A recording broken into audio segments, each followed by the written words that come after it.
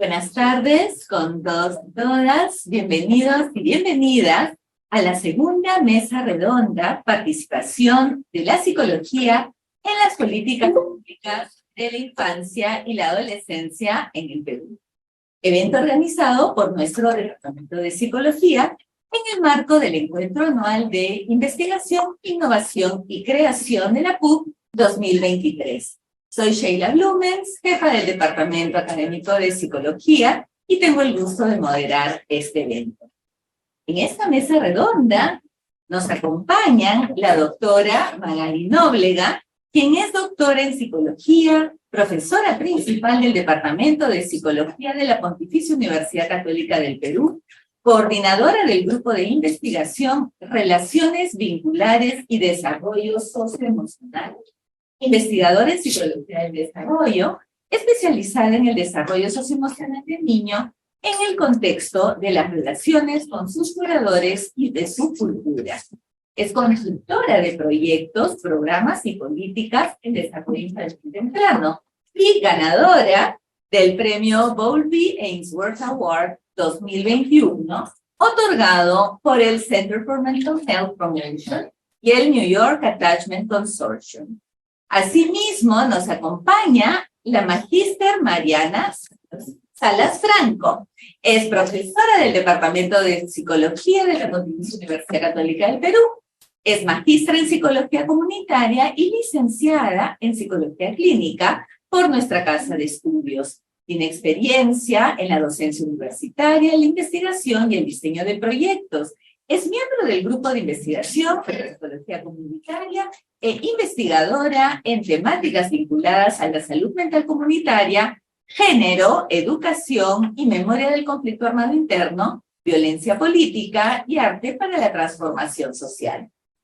Asimismo, en nuestro nutrido equipo de panelistas del día de hoy tenemos a la magistra Gabriela Gutiérrez.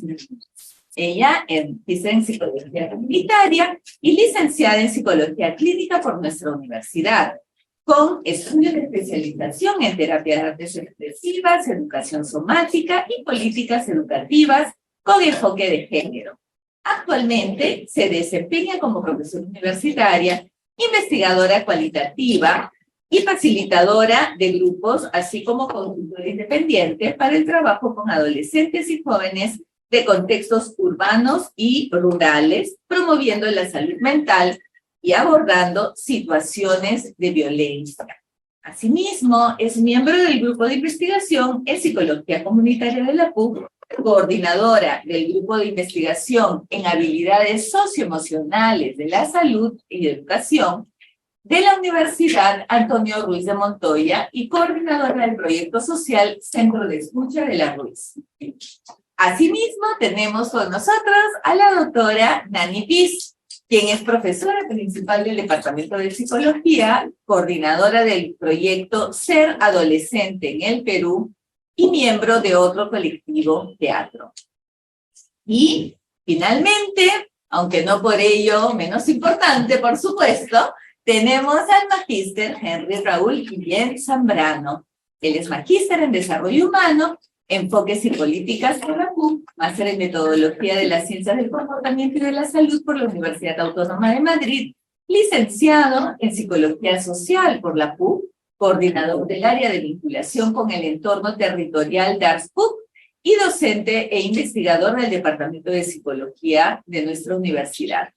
Actualmente es investigador de los proyectos Ser Adolescente en el Perú, El Aislamiento y la Soledad, analizando sus relaciones con la salud mental y el bienestar psicológico, y el proyecto Analizando las relaciones entre pobreza multidimensional y salud mental. Este evento cuenta con dos etapas. En la primera parte, esta será expositiva y todos nuestros y nuestras ponentes nos darán alcance sobre sus temas de investigación. En la segunda parte tendremos la ronda de preguntas del público, tanto presencial como virtual, sobre los contenidos presentados. Se va a notificar a los ponentes a través de algunas señas casi imperceptibles cuando falten 5 minutos para que finalice su tiempo. Y posteriormente se van a realizar avisos adicionales de 1 minuto. Esta es nuestra segunda mesa redonda. La verdad que no hemos tenido ningún inconveniente por ponentes que se pasen del tiempo, pero ahora tenemos una mesa bastante más nutrida que la anterior. Por lo tanto, pedimos a todos y todas que respeten sus tiempos. Sin más, vamos a dar pase e invitar a la doctora Magali Nóblega para que nos presente el tema promoción de prácticas parentales que favorecen la regulación emocional de niños y niñas, una intervención comunicacional desde la economía del comportamiento. Asimismo, vamos a invitar a todos los miembros de la mesa, si desean, pueden pasar a ubicarse en la primera fila, que expresamente ha sido dejada libre para ello, y a nuestra querida doctora Magali Nóblega tiene la palabra. La doctora Nóblega está un poquito afónica, entonces si bien la han contratado ya para voz en telenovelas, en esta oportunidad vamos a brindarle el micro para que todos y todas podamos escuchar.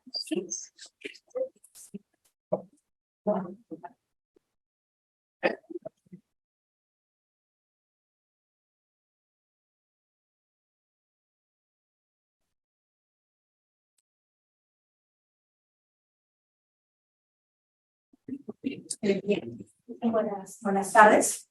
Esto de repente va a mi nivel de actividad que tengo normalmente, pero no.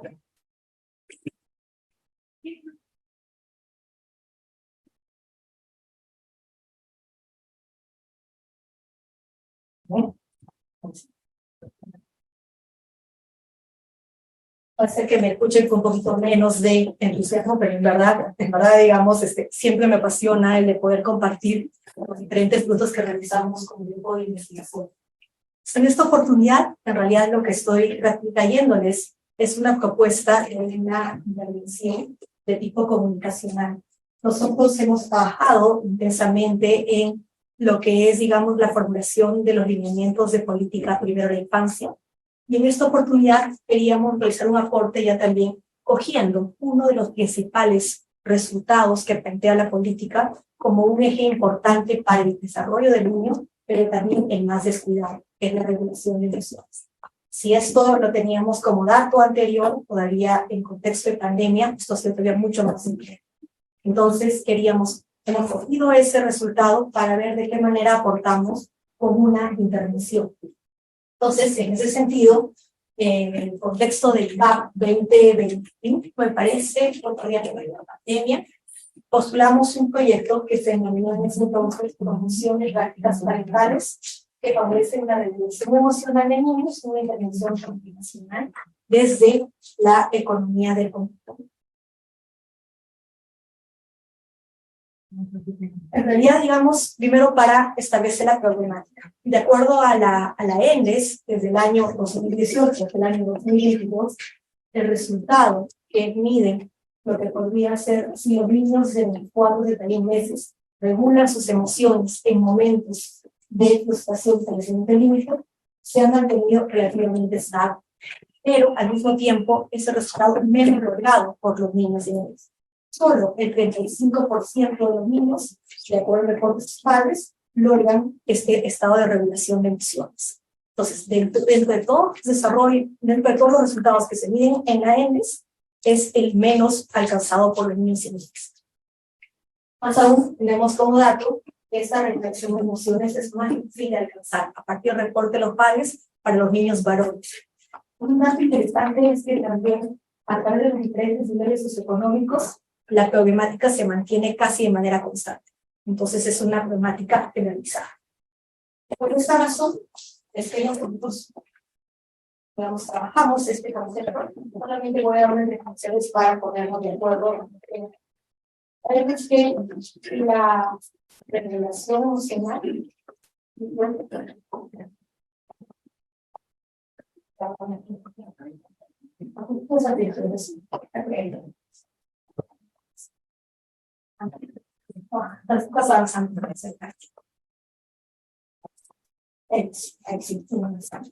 la regulación emocional, digamos, es una característica que permite restaurar el equilibrio emocional, sea para poder mantener, suprimir o aumentar un estado afectivo, para poder responder mejor a las demandas del mismo.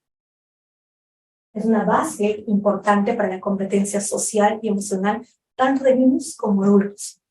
Y al mismo tiempo, es una característica personal, y esto es importante, que se desarrolla desde los primeros días del nacido, pero además, el otro punto importante es que se desarrolla solamente en compañía del cuidador o los cuidadores principales. El niño no puede aprender o no puede desarrollar la regulación de emociones solo, sino solamente en la interacción con este cuidador. ¿Por qué es importante?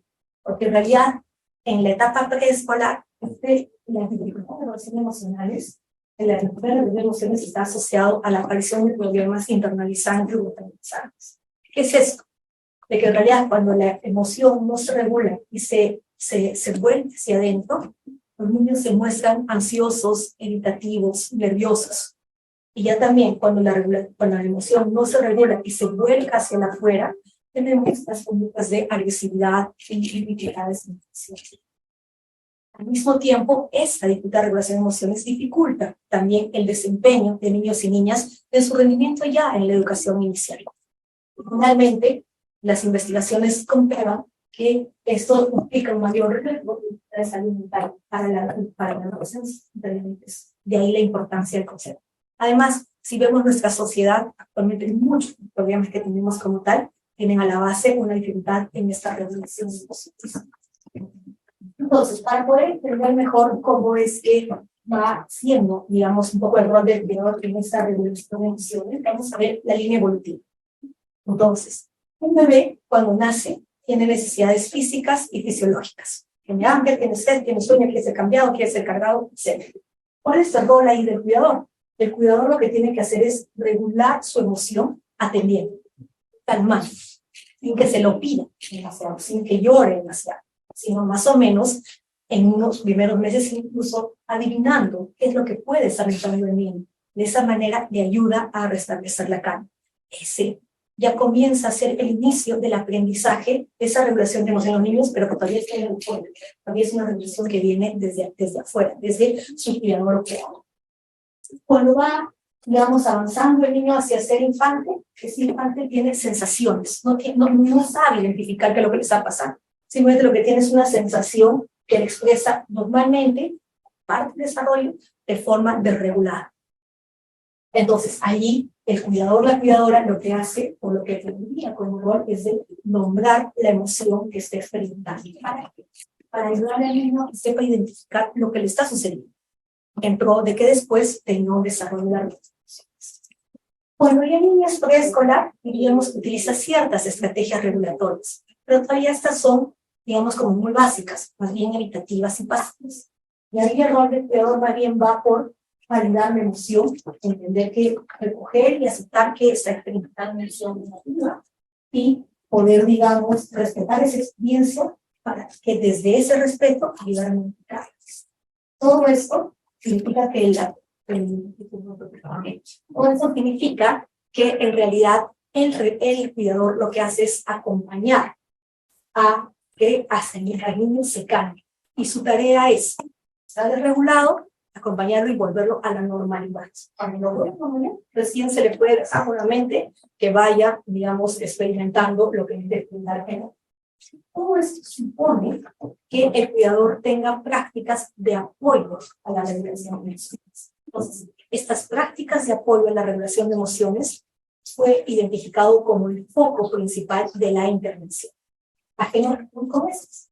Hay prácticas de apoyo y de no apoyo. Si hablamos de las prácticas de apoyo, estamos hablando de aquellas respuestas del cuidador que ayudan a resolver el problema, ¿no? Se te rompió esto. No te preocupes, después vamos a ver cómo lo arreglamos. O respuestas para a centrarse en emociones. Estás muy molesto porque en este momento no puedes tener lo que quieres. Y un elemento importante también, porque estas dos de alguna manera solucionan el problema. Un elemento importante es alentar la expresión de emociones. ¿Cómo te estás sintiendo? Pero ese cómo te estás sintiendo, primero debe pasar por, me parece que te estás sintiendo molesto, me parece que esto te afecta. Estas prácticas ayudan a entender al nivel de las emociones y el familiar. Estas son las prácticas que nosotros queremos o quisimos promover en la campaña, en la intervención que realizamos. Y más bien, lo que también teníamos como objetivo era disminuir las conductas de no apoyo a la represión de emociones. Por ejemplo, reacciones punitivas frente a las reacciones de los niños, minimizar o ignorar el problema o la reacción de los niños, o que los padres se contagien de la desregulación de los niños y actúen desde. Entonces, teniendo en cuenta esta problemática, este marco, lo que teníamos como finalidad era promover un cambio de comportamiento en las prácticas parentales de apoyo a la regulación emocional de niños y niñas en la etapa de relaciones. El objetivo para lograr esta finalidad fue el de poder diseñar y evaluar la efectividad, porque no queríamos solamente tener una propuesta, sino también evaluarla. Diseñar, evaluar la efectividad de una intervención dirigida a los cuidadores, y trabajamos en niveles medios y bajos, simplemente por el acceso que tenemos a ellos. Y la idea era que la intervención, para que sea un apoyo, las políticas públicas puedan ser escaladas. Entonces, en ese sentido, pues, se basó principalmente en tecnologías de lenguaje y de comunicación. Y al mismo tiempo, que sea efectiva. Entonces, buscamos dentro de los diferentes marcos que había, y a partir de experiencias previas, qué marco nos podría asegurar más efectividad. Y elegimos el enfoque del comportamiento. Para ello, en nuestro equipo está un especialista en el tema, que es José Arellano, también de la universidad, que fue quien lideró principalmente este componente de la investigación. Entonces, desde la economía del comportamiento hay 3 tareas importantes que realizar para poder hacer el diseño de intervención. Primero es el diagnóstico de qué capacidades, qué oportunidades y qué motivación pueden tener las personas objetivo para realizar la conducta. Pues en ese sentido, hicimos un primer mapeo con 12 familias de nuestro Incondiva, donde explicamos sus prácticas a través de una observación de una situación de no tocar entre de la madre y el niño, para poder ver qué prácticas utilizaba ahí la madre para regular la emoción del niño, ante la prohibición de tocar los objetos. Al mismo tiempo, incorporamos también una práctica de diarios, en los cuales mandamos a la familia durante una semana a observar sus propias respuestas, ahora ya para incorporar también al padre, de cómo respondían a los momentos difíciles de niña y niña y recopilar respuestas. Toda esa información fue analizada teniendo como eje las barreras y los facilitadores para realizar estas conductas de apoyo y no apoyo. No nos quedamos ahí, porque también, después de hacer esas observaciones, hicimos entrevistas. Entonces se analizó cada familia y se vio cuáles eran sus estrategias, qué empleaban, qué no empleaban. Y en esas entrevistas se exploró cuáles eran las creencias detrás para lo que hacían y para lo que no hacían. ¿Por qué? Porque necesitamos identificar esas creencias que bloqueaban la posibilidad de incorporar conductas de apoyo a la reducción de emisiones. Este análisis nos llevó a, digamos, con esa estrategia de economía del comportamiento, de mitigar barreras, impulsar como pequeños empujones que ayuden al cuidador a realizar el cambio de comportamiento. Tuvimos una primera versión de esos mensajes para lograr ese cambio de comportamiento. Tercera y última fase para la diseño de intervención, contextualizar. Una vez que la tuvimos, volvimos nuevamente a otro grupo de, en este caso, 8 madres y 4 padres, donde se exploró la percepción de la propuesta a través de grupos focales. Entonces ahí analizamos la percepción del contenido, que también venido en el contenido de estas conductas de apoyo y no apoyo. Vimos quién para ellos sería mejor que emita este mensaje. Ya lo van a ver como el resultado, el nivel de comprensión de los mensajes ya creados y la percepción de la característica del formato de la intervención que vamos a dar. ¿Sí? Entonces, ¿qué características tiene la intervención? La intervención tiene 10 semanas de duración, es un tema por semana, les voy a ver los temas. Tenemos como eje central una herramienta que le denominamos PGA, que es una que creamos especialmente para fines de intervención. Y la idea es que cada semana era regular el envío de mensajes. El día lunes salía un video, el día miércoles salía un par de mensajes que buscaban una pregunta, una reflexión sobre lo que habían visto en el video. El día viernes se cerraba el tema, todo alrededor del mismo tema de la semana. Los videos fueron grabados por 2 comunicadores, quienes hablaban desde el rol de un grupo de expertos en desarrollo infantil. Pues esa fue la calidad de ese emisor que se exploró, digamos, en grupos locales. Y los mensajes, la idea era que tengan una línea gráfica muy sencilla, muy atractiva, ágiles, cortos, incluyendo emoticonos. O sea, la idea era hacerlo lo más ágil que se pueda. ¿Vamos? Entonces, estos son los temas, que son temas que salieron importantes de todas las entrevistas. Entonces, por ejemplo, trabajamos la impaciencia y dificultad del adulto para autorregularse. La percepción de que no hay mucho tiempo para prestar atención, validar emociones cuando se esté en el día a día. En la tercera semana introdujimos nuestra herramienta AAA, luego la dificultad y el descubrimiento para pensar, luego creamos mensajes para crear empatía por el niño, la que buscamos mensajes para minimizar la idea de que el niño busca manipularlos cuando lloras, o que es mejor dejar al niño solamente que solo dejarlo solo cuando empiezan negativas, que estaría bien ignorar y minimizar la expresión de emociones del niño, y la creencia de que está bien amenazar al niño con un castigo cuando empieza emociones negativas. En realidad era darle herramienta positiva y al mismo tiempo tratar de socavar las creencias que estaban detrás. Y también darles un conocimiento sobre cómo es el proceso de regulación de emociones de los niños, ¿no? Y de ahí un resumen. Entonces, les voy a presentar el video, digamos, central, que es el de la AAA. Es chiquito, pero igual. Hola mamás, hola papás. Esta semana les quiero compartir una herramienta que junto a las psicólogas especialistas hemos creado especialmente para ustedes. Su nombre es la Triple A. Primera A de acércate, segunda A de acepta y tercera A de actúa. La Triple A es una herramienta muy útil cuando vas a responder a las necesidades emocionales de tu hijo o hija. Cuando ella o él llore o grite, es muy importante que antes de ir a actuar frente al problema, primero te acerques y aceptes su emoción. ¿Por qué es importante primero acercarse y aceptar su emoción antes de ir a calmarlo? Porque son niños y en sus primeros años necesitan muchísimo de la ayuda de las personas que los cuidan para aprender a entender sus emociones. Es algo que aún no pueden hacer por sí solos. Entonces, ¿cómo poner en práctica la AAA en estos casos? ¿Recuerdas el consejo que te di la primera semana, respirar antes de responder? Esta es una buena manera de empezar siempre. Entonces, una vez hayas respirado,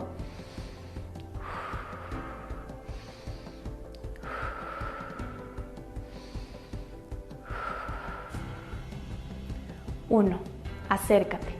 Escucha con atención lo que le está ocurriendo a tu hijo o hija en ese momento. 2. Acepta. Todas las emociones son válidas. Aliéntalo a expresarlas y hazle saber que es normal sentirse así. 3. Actúa. Cálmalo o encuentren juntos formas que le generen calma.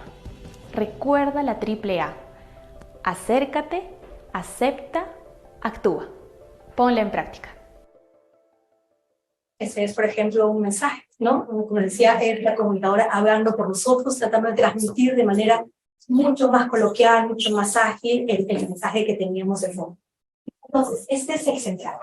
Ahora les voy a mostrar una semana típica para poder ver un poco cómo se acompañan, digamos, estos videos con otros mensajes que también, digamos, entonces, tenemos un objetivo, la semana 8, y el diapositivo.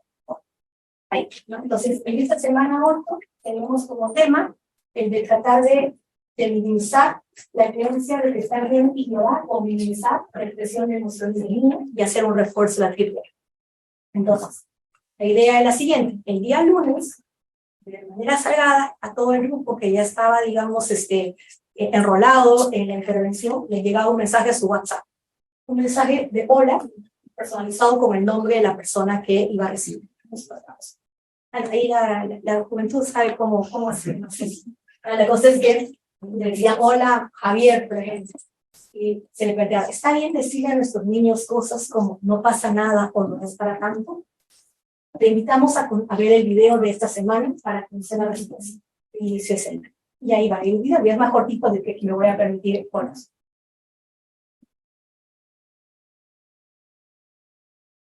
Hola mamás y papás, esta semana hablaremos sobre la importancia de no minimizar las emociones de nuestros hijos o hijas.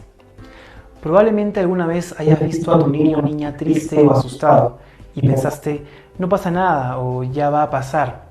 Y quisiera recordarte lo que hablamos hace algunas semanas. Nuestros hijos necesitan de nosotros para aprender a entender sus emociones. Al decirles no pasa nada, terminarán dudando de su propio sentir. Aunque tome un poquito más de tiempo, te sugiero que pares y les preguntes, ¿qué te sucede? ¿Cómo te estás sintiendo? Con nuestra ayuda, poco a poco irá entendiendo y aprendiendo sobre cómo se siente. Esta semana daremos más consejos sobre cómo reaccionar a este tipo de situación. Atentos a ponerlas en práctica. Es el día lunes, el día miércoles me llegaba un mensaje. Sí, ¿no?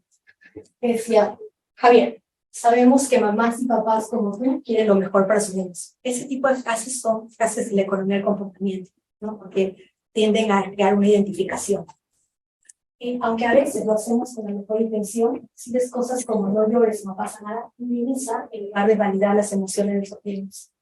Recuerda, en lugar de minimizar, acepta las emociones de tu niño. Y ahí hay un motivo. Dejamos el siguiente mensaje de nuestras psicólogas especialistas.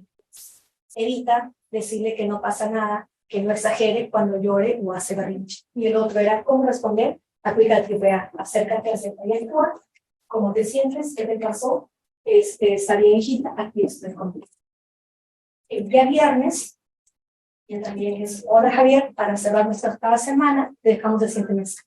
Acepta en lugar de minimizar, el mensaje por sí.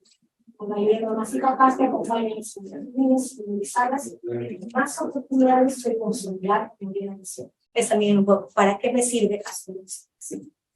Te deseamos un buen fin de semana. Y así acompañamos a padres durante 10 semanas. Entonces, les había dicho que la idea no era solamente plantear una propuesta, sino también evaluar. Entonces, lo que hicimos fue que esa aplicación piloto que hemos seguido con un diseño experimental, en el cual de manera aleatoria, algunos cuidadores han sido asignados al grupo de investigación, o al grupo de intervención, y otros al grupo control. Pero ambos reciben la intervención, ¿no? O sea, primero eliminamos con uno, y ahora estamos en una etapa en la cual le damos la intervención al grupo control. Una evaluación de post, creamos encuestas ad hoc para resultados intermedios, y introdujimos una escala de cólera y agresión para los resultados finales. Metaanálisis, diferencia y las diferencias. Actualmente nos encontramos en la semana 7 del grupo control. Entonces, 154 versus 157, que fue los que íbamos a lograr. Los grupos no presentan diferencias significativas en el B, por lo tanto podrían ser comparables entre los dos elementos. Vamos a ver el siguiente. Y creamos estos indicadores a partir de las preguntas, ¿no? Autorregulación, perfil del cuidador, creencias sobre forma de regular emociones del niño, creencias sobre la regulación de emociones infantil, conducta de apoyo, acercarse, acercar, actuar, conducta de no apoyo, y problemas de aprendizaje estabilizante e impulso. Ahora sí, hemos encontrado diferencias significativas en 3 de estos indicadores. Diferencia y la diferencia, ¿qué quiere decir? Hemos visto, digamos, el cambio que ha habido en el grupo control y en el grupo de intervención, y hemos comparado esa diferencia, ¿no? Para que sea lo más fino que se pueda. Entonces, por ejemplo, si comparamos la adecuación de las creencias sobre la reducción de los niños, encontramos que los que han participado en la intervención tienen un mayor incremento de la adecuación de estas creencias sobre, es decir, ellos han aprendido sobre cómo el niño regula las emociones. El otro indicador es ya también conductas de apoyo, específicamente la conducta de actuar cuando hay un incremento. Entonces, el grupo de intervención de alguna manera está mostrando mayores conductas para poder actuar frente a un momento de regulación emocional de sus niños. Y el último resultado significativo que hemos encontrado es que ha disminuido las conductas de no apoyo, es decir, esto de minimización, esto de crítica y todo lo demás. Hay una mayor disminución en el grupo de intervención. Si hacemos un resumen, encontramos que estas tres conductas son las que el grupo de intervención, digamos, ha mejorado. ¿Sí? Por favor. Entonces, ¿qué es lo que vemos? Que los padres y madres que han participado han aprendido sobre el proceso de resolución de emisiones. Ahí están las preguntas que utilizamos para medir cada una de las áreas. Saben cómo actuar, consolándolo, distrayéndolo, acompañándolo, y al mismo tiempo ya no realizan conductas como de incomodarse, irritarse, llorar, decirle que no vive, o puede celebrar conmigo. Son solamente las repeticiones. Hay tres, por ejemplo, que no hemos logrado en estos grupos, perdón. Al parecer, parece que la intervención no logra lo que realicen las acciones propuestas con todas las secuencias. Entonces, hay algunos aspectos que se tienen que mejorar porque se focalizan principalmente en la resolución del problema. O sea, siguiente, y hay uno que la autorregulación percibida no se ha mejorado, y claro, creemos que esta característica va más allá de lo que nosotros estamos tratando de trabajar. Trabajamos con la punta del iceberg. Entonces, ahí surge la necesidad de articular esta con otras intervenciones, también de apoyo principalmente a la salud mental de los padres. Y la última, que también habíamos puesto, lo pusimos como para probar, porque sabemos que el impacto de esto no es inmediato. Dijimos, vamos a ver si es que se podría haber algo. Vimos que por el momento, después de las 10 semanas, los niños todavía no tienen menos conductas externalizantes. Tendremos que esperar un tiempo para ver que haya un impacto mayor de intervención. Ya porque estamos cumpliendo con nuestra información. Primero, es una intervención sencilla y que puede ser usada, ¿no? Y eso, digamos, es un acuerdo importante de política. De hecho, ahorita lo estamos conversando ya con Minedu para ver si es que lo pueden también, digamos, a través de la dirección del partido social. Tenemos que identificar los pasos importantes muy favorables, mejora, creo que ya es una buena base. Sobre todo, es una intervención protectiva, es un aporte importante, es una película. No está libre como para que quien quiera la pueda comenzar a ir. Y la otra que decía es que requiere articularse con la intervención de apoyo a. Muchas gracias, esa es toda mi presentación.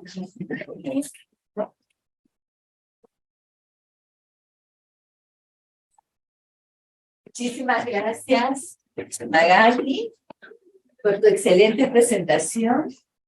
A pesar de tener que hacer un sobreesfuerzo para ser escuchada, creo que... Y de transmitir entusiasmo. Y transmitir entusiasmo también. No haber podido no, sí lo transmitiste, no te preocupes.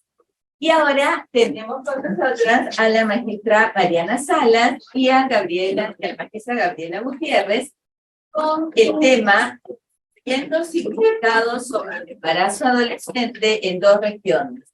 Una mirada participativa desde las voces de las y los adolescentes de Campos con Ayacucho y Neva en Amazonas. Adelante, chica.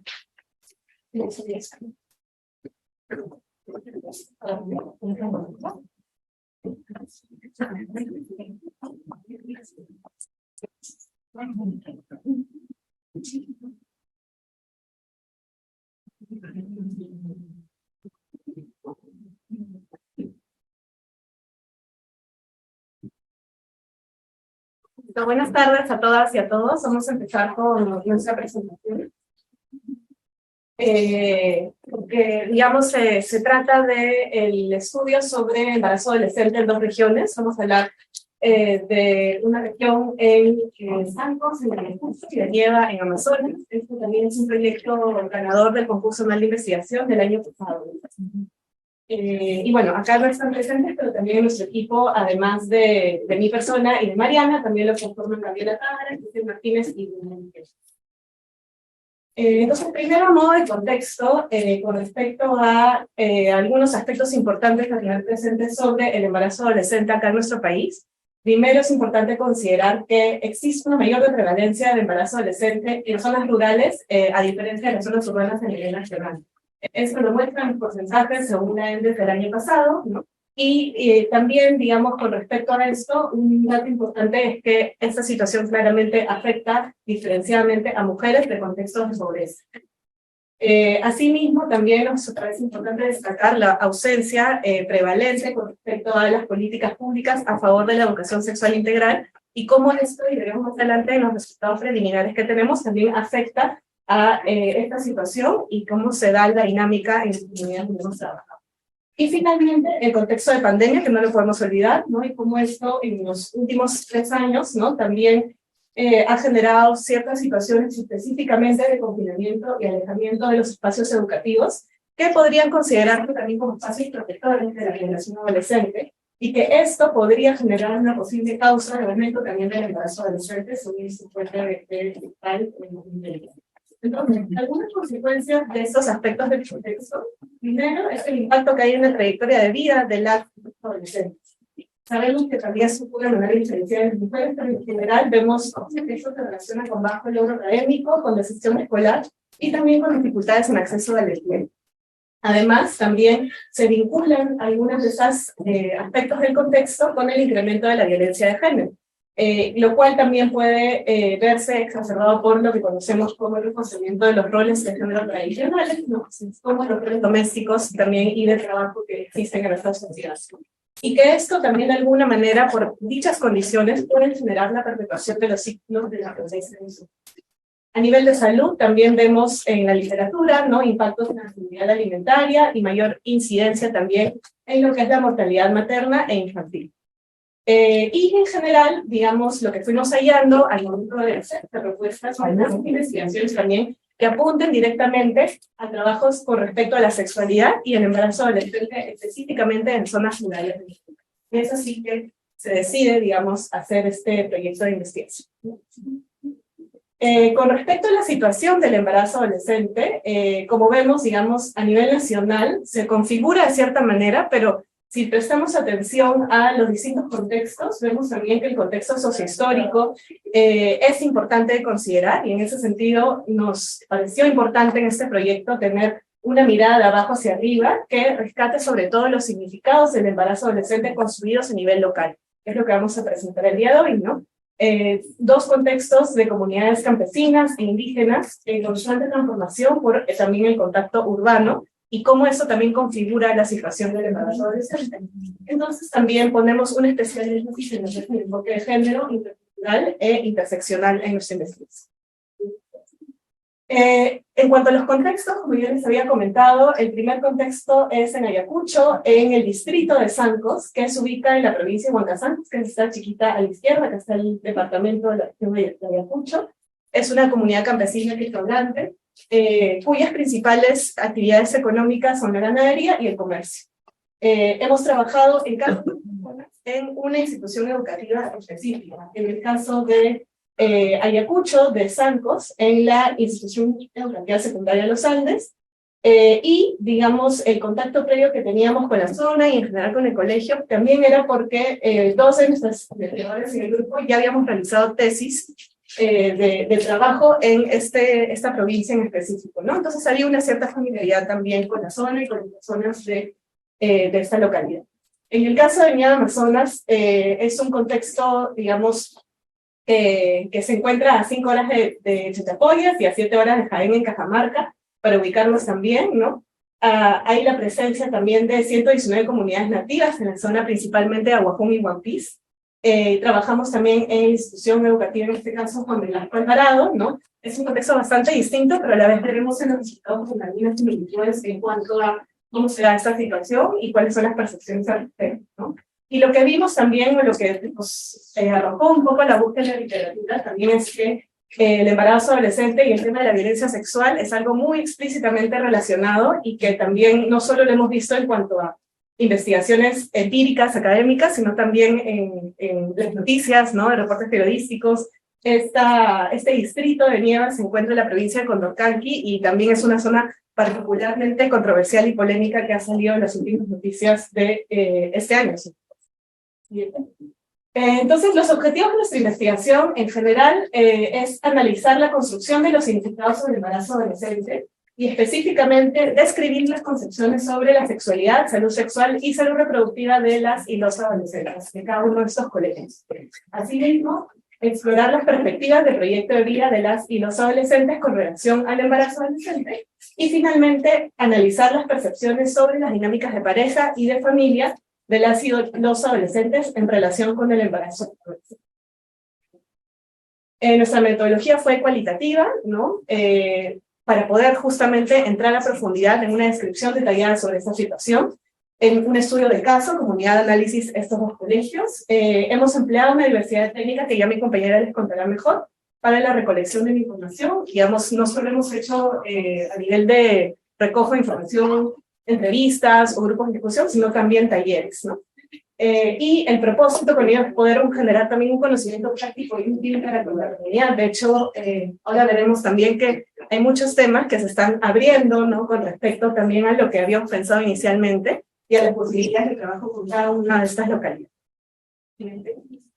Y finalmente, bueno, en cuanto al contexto y los participantes, ¿no? Este es el alcance que esperamos tener. Ahora, en un ratito, mi compañera también les hablará sobre los viajes que hemos realizado hasta el momento y, digamos, qué recojo de información se ha realizado en su momento también, ¿no? Pero principalmente nuestra población, porque los participantes son en Ayacucho adolescentes de 15 a 19 años en los últimos años de secundaria.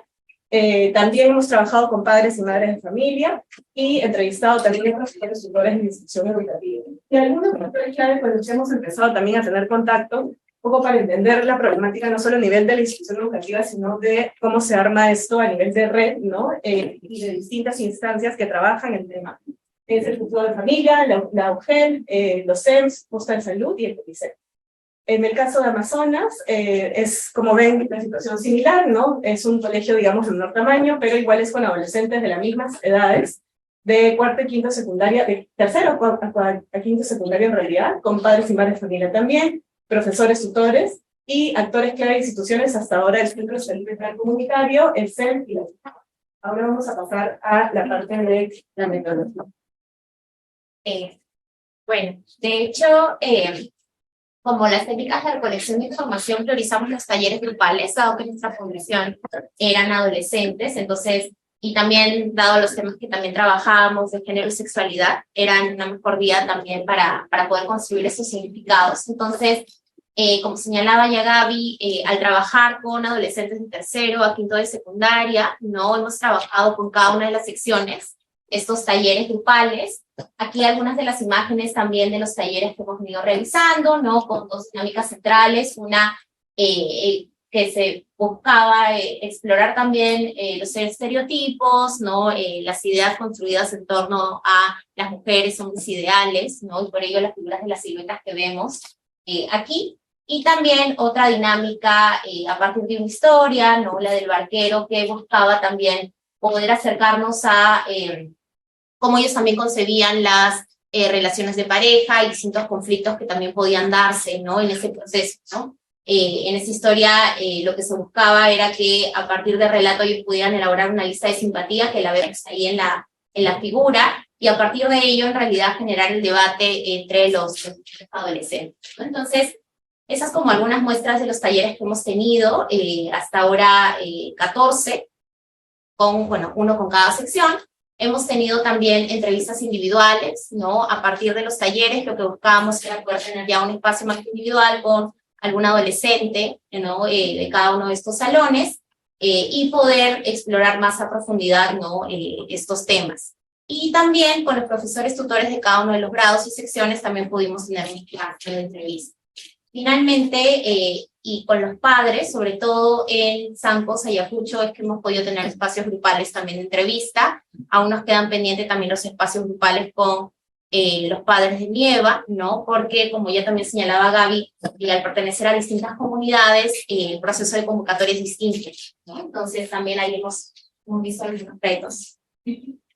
A nivel de la metodología, bueno, estamos de hecho en el proceso de recolección de información y también próximas al también análisis de la misma, desde un análisis más temático, ¿no? Para poder identificar esos patrones, poder generar esos núcleos de sentido y de esta manera también poder dar cuenta de los resultados, ¿no? Con esta priorización del inductivo por la significancia, ¿no? De los datos a partir de las voces de los adolescentes y las adolescentes, también desde el apoyo de algunos softwares, como colocamos acá, Dusty y Excel, y bueno, a nivel de los criterios éticos, de hecho, al poder trabajar con una institución educativa, bueno, además de los permisos institucionales, el poder también tener los permisos de los padres, desde el consentimiento informado, asentimiento informado también a los adolescentes, y bueno, el protocolo de contención. Y de hecho, como parte de este proceso que hemos estado haciendo, han habido tanto viajes de familiarización, como vamos a ver ahora, y también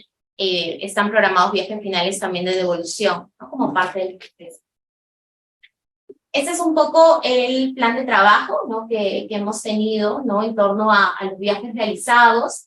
Desde el año pasado hemos realizado 2 viajes, ¿no? A cada una de estas localidades, para poder tener ese proceso más de familiarización, ¿no? De contacto también con los distintos docentes, autoridades y otros actores claves del distrito. De hecho, tuvimos algunas entrevistas piloto que de ahí dieron pie a este año poder también realizar los talleres grupales, con lo que hemos ido avanzando, las entrevistas, y bueno, también estamos en este proceso todavía de trabajo de campo, y finalmente hacia el siguiente año, ¿no? El primer semestre del año, sí buscamos también tener este proceso de devolución, ya también de cierre, y pensando en posibles articulaciones para intervenciones posteriores. Aquí un poco ya más a detalle lo del viaje a Sancos, ¿no? Desde esa familiarización previa al campo, ¿no? El contacto, de hecho, fue a partir de los proyectos que ya se vienen realizando desde la universidad, desde la DARS, ¿no? Con las distintas instituciones educativas. A partir de ello, hemos podido realizar estos viajes, ya también con las conversaciones con distintos actores involucrados, la ejecución también de los talleres, ¿no? Las entrevistas. Y bueno, también acá el plan de lo que todavía queda pendiente para un siguiente viaje, ¿no? De poder continuar con las entrevistas, también tener los espacios con padres de entrevistas grupales y también nuevamente talleres.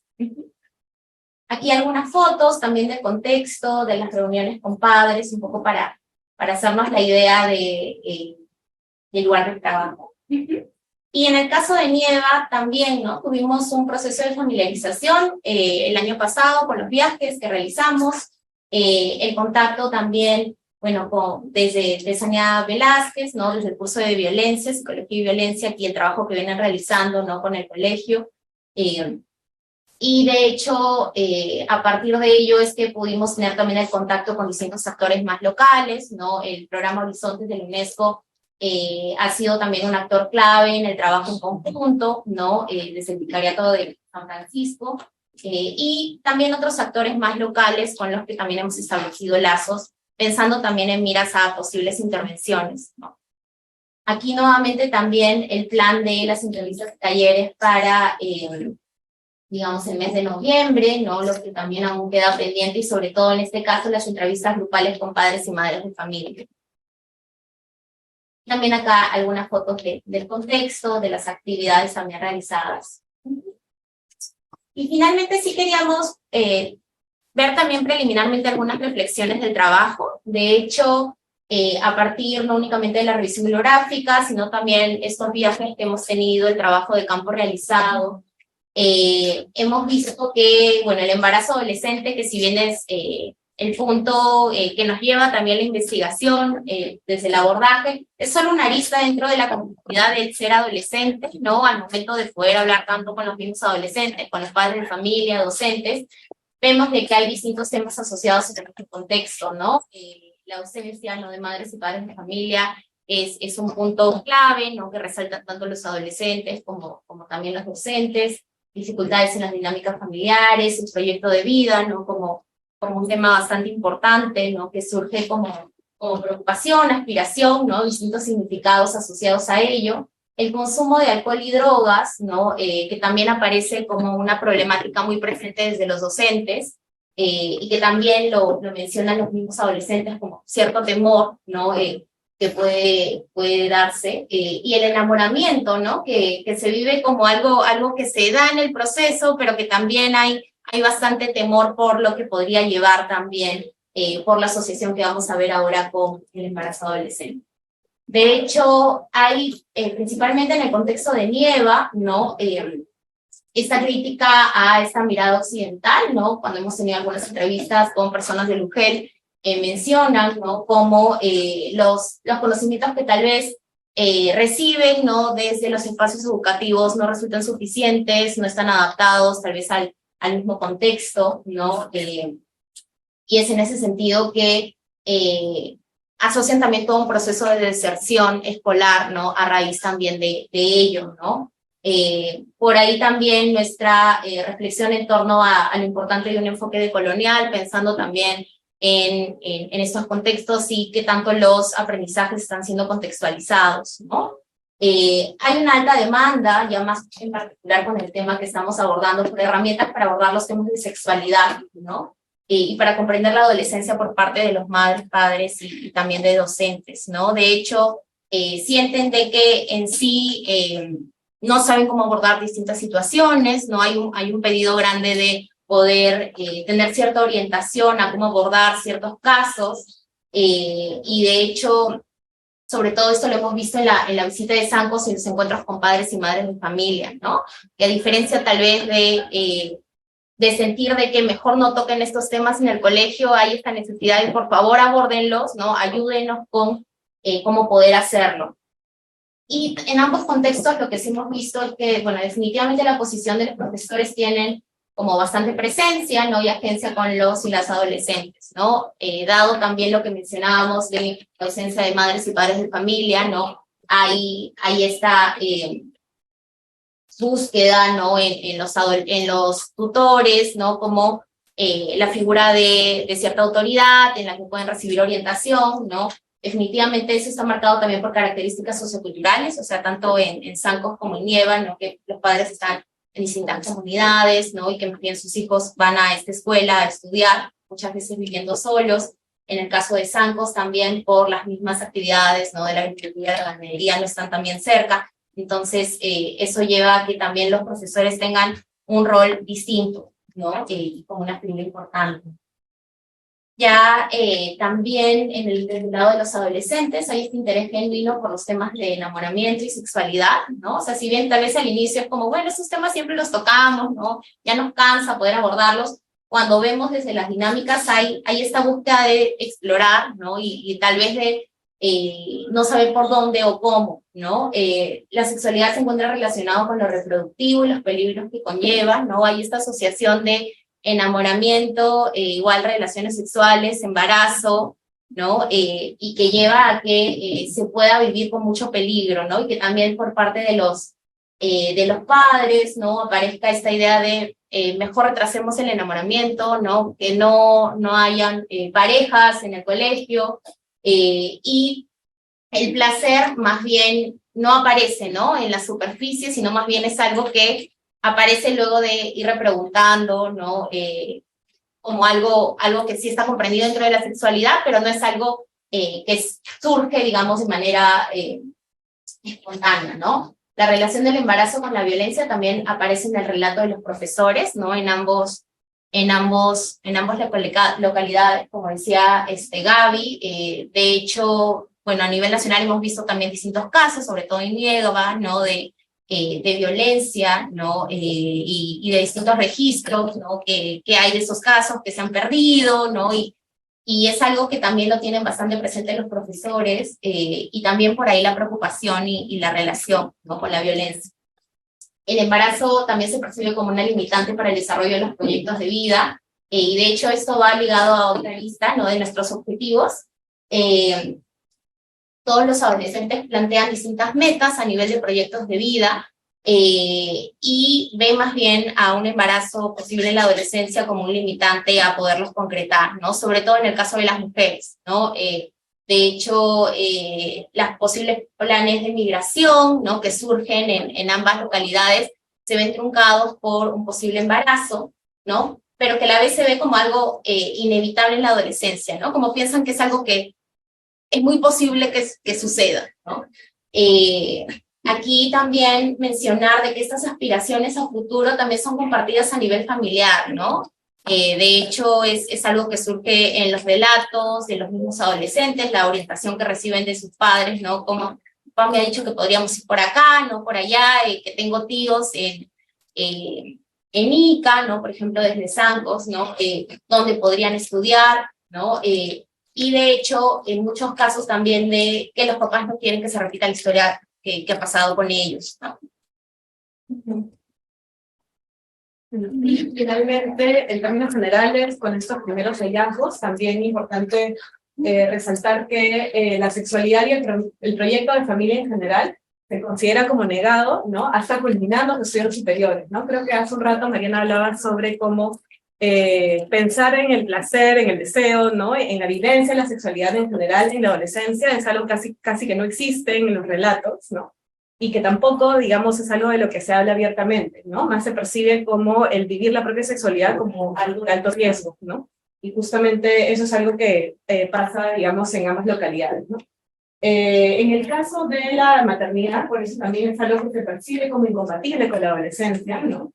Porque implicaría un paso a la adultez, ¿no? Y implicaría en algunos casos, sobre todo en Nieva, donde lo han resaltado más, que si bien hay la apertura, esto, digamos, colegios, ¿no? A que continúen los estudios y terminen la secundaria, en general, en Nieva se resalta más que a pesar de que hay esa apertura, las mismas adolescentes, digamos, ya sea a nivel personal o por una decisión familiar, se retiran del colegio. También destacamos como esta frase que también sale, ¿no? En algunas entrevistas de Pueblo Chico, Infierno Grande, ¿no?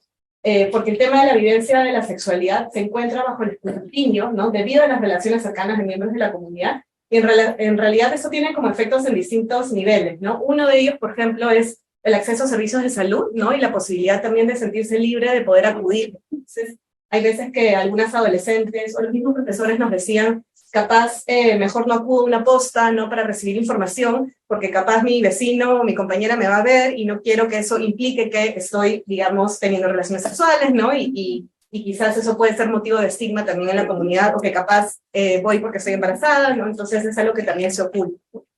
Y finalmente eso, como decía, el poder reconocer espacios para hablar sobre sexualidad, sí los ubicamos, digamos, a nivel del centro de salud, de la escuela y de los familiares, pero el requisito para poder, digamos, hacer que esto se dé es la confianza. Y si bien sí hemos encontrado, digamos, iniciativas, sobre todo de los docentes tutores, que es, digamos, también algo importante resaltar, no hemos hablado con, digamos, la población docente en general, sino específicamente nos concentramos en quienes tienen a cargo una sección de tutoría, ¿no? Entonces, ellos nos comentan que desde su propia experiencia, y creo que ese es otro resultado capaz interesante de destacar, cuentan desde su propia experiencia personal, ¿no? Un poco más o menos lo que ellos entienden por educación sexual, ¿no? Y esto también no es algo que forme parte de una capacitación oficial, ¿no? A nivel del ministerio, ¿no? A nivel de alguna política pública que fomente esto, ¿no? Y eso es un gran problema en realidad, ¿no? Porque ahí vemos que aparecen justamente distintos sistemas de creencia, distintas rutas sobre cómo digamos, explicarle a un adolescente cómo es esto del tema de la sexualidad del embarazo, de los anticonceptivos y una serie de otros temas que se derivan de ello, ¿no? Y creo que un último punto sobre eso, que no lo pusimos, pero el tema del aborto es algo que también sale en algunas entrevistas, sobre todo desde los docentes, ¿no? O sea, es decir, hay prácticas de aborto y como todos sabemos, al ser clandestinas y al nuevamente tampoco haber, digamos, una política a favor de, eso impide que también sean procesos que se den, digamos, con todas las condiciones de salud que deberían haber. Y también hay mucho silenciamiento con respecto a estos temas y también con respecto a lo que Mariana comentó sobre los temas de violencia sexual, ¿no? Esto pasa en ambos contextos y nos han narrado por ahí experiencias de violencia sexual dentro de la familia o también con docentes, ¿no? Y es algo que no termina de pasar o por el filtro de un proceso legal o por el filtro de también el trabajo con el sector salud, ¿no? Entonces es algo también como a considerar de estos contextos. Y bueno, eso sería. Muchas gracias.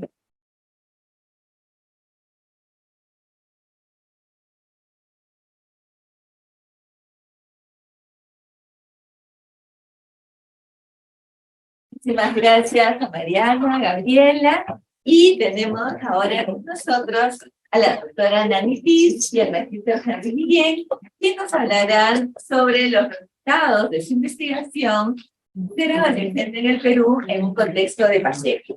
Adelante, Nani. Gracias, estamos muy contentos de estar acá, de ver ilusiona mucho ver tanta gente interesada en cómo poder pensar la relación. Nos alegra mucho ver esta buena compañía con temas tan interesantes que tienen intereses en Perú con lo que hacemos. Ser adolescente en el Perú es un proyecto bastante grande, está ya en su tercera versión, digamos, en su tercera fase o entrando en su cuarta fase. Nosotros vamos a contarles un pedacito de su tercera fase. Y no vamos a ir a toda la historia porque se nos va todo el tiempo, pero sí quiero contarles que nace como un encuentro entre nuestro grupo de investigación y el CEP para tratar de generar una caracterización de las adolescencias peruanas a nivel nacional. Un poco de la deuda que tiene la psicología de tratar de representar la adolescencia peruana desde la diversidad. Entonces, en una primera etapa hicimos un estudio cualitativo muy amplio en espectro. Recogimos información en 14 variables, 3 a 4 entrevistas de 90 minutos cada una, con adolescentes de Lima, Cusco, San Martín y escuelas rurales y urbanas. Vino en la conexión de adolescentes. Luego trabajamos en un cuestionario para una conclusión de un cuestionario a partir de esa fase cuantitativa, de una segunda etapa, que es en la que estamos ahorita. Y luego cayó la pandemia. Entonces, parte de lo que nos preguntábamos en la pandemia era qué estaría pasando con estos chicos y chicas conocidos. Entonces, a los que estaban, nosotros trabajamos con chicos de segundo y cuarto, de cuarto a secundario. Los que estaban en cuarto los perdimos, no los pudimos volver a ver. Pero a los que estaban en segundo los fuimos a encontrar cuando estaban en quinto de secundaria, a ver qué había pasado y cómo les había afectado la pandemia. Eso se ha convertido en un estudio longitudinal donde esperamos acompañarlos hasta que salten a la adultez, Dios mediante, pero además tenemos una foto pandémica, que es lo que les vamos a presentar ahora, porque la parte longitudinal la seguimos analizando. Les quiero contar que esto es una primicia, no lo hemos compartido con nadie, todavía está calentito, así que quema registrarse. Entonces son también reflexiones preliminares de lo que venimos pensando hasta ahora. Quisimos saber muchas cosas de cómo les afecta, que ya lo han descrito, que no vamos a repetir. Y lo que hicimos fue acercarnos nuevamente a estos chicos y chicas que ya conocíamos bastante bien, porque los habíamos mapeado en las distintas ecologías donde se desarrollaban, para preguntarles algunos aspectos puntuales que creíamos podían estar más afectados por la vivencia del aislamiento y de la qué había pasado con sus aprendizajes y con la vivencia de la escuela que habían tenido en ese momento. Habían mucha expectativa de lo que podía haber pasado con su participación en el mundo digital. Queríamos saber además cómo se había afectado su bienestar subjetivo, sus relaciones familiares, y si habían habido cambios también en la Organización Relacional de Pares y Pareja, y cómo se habían trastocado sus proyectos de vida. Vamos a compartir alguna información y algunas de esas variables ahora. ¿Qué tal? Buenas tardes con todos y todas. Un poco tal como lo comentaba Nani, ser adolescente en el Perú ha tenido, bueno, estamos en la tercera etapa, de hecho que vamos por el estudio cuantitativo, y esta fase tiene que ver con la segunda fase cualitativa que se desarrolla en el marco de la pandemia, haciendo un seguimiento a un grupo de adolescentes que participaron de la primera etapa. Entonces, como ya lo comentó Nani, el abordaje fue de tipo cualitativo, el diseño fue de tipo fenomenológico. ¿Por qué? Porque justamente nos interesaba explorar en profundidad la vivencia de la adolescencia de este grupo de adolescentes, pero en ser adolescente uno, digamos, y cómo algunos aspectos habían cambiado en su vivencia de la adolescencia. ¿Qué instrumentos de recojo tuvimos? Básicamente una ficha de datos demográficos y una guía de entrevistas semiestructurada que fue evaluando todo el conjunto de variables que nosotros hemos ya propuesto en ser adolescente 1. Muchas de estas preguntas continuaron siendo preguntadas en esta segunda fase e incorporamos algunas que tienen que ver con la reflexión.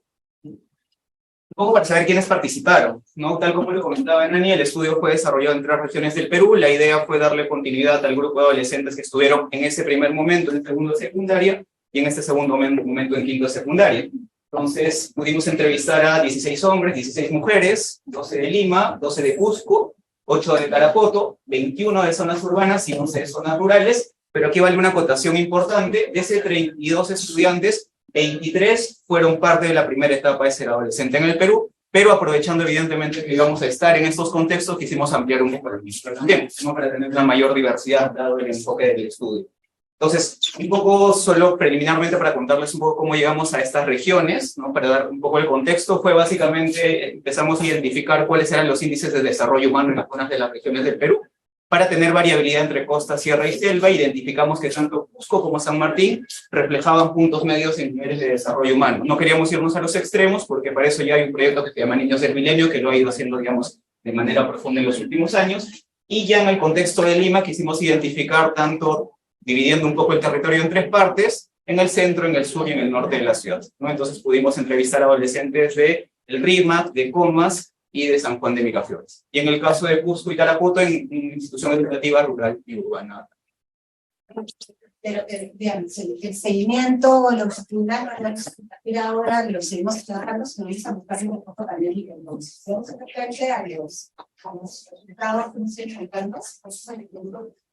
Nosotros teníamos la expectativa, teníamos la expectativa de que la pandemia había sido tan desestructurante a nivel educativo que hubiera algún tipo de movimiento de la cultura escolar. Nosotros cuando fuimos en la primera etapa, recordamos la cultura escolar reflejada en la literatura, centrada, transmisionista, muy formalista, muy autoritaria en sus formas, y encontramos que lamentablemente esto no había sufrido casi transformación en la vivencia de la escuela. Había cambiado el contexto, pero no se había movido ni un poquito de su lugar de partida. De hecho, nosotros los vimos al retorno, y lo que ellos describían era un enorme vacío en lo que tenían como experiencia escolar durante ese tiempo. Sin embargo, volvían a una escuela que intentaba ser muy similar a la que tenían antes de la pandemia, como si esta no hubiera sido afectada. Entonces, ir a la escuela en tiempos de pandemia consistió básicamente durante el primer año en recibir un WhatsApp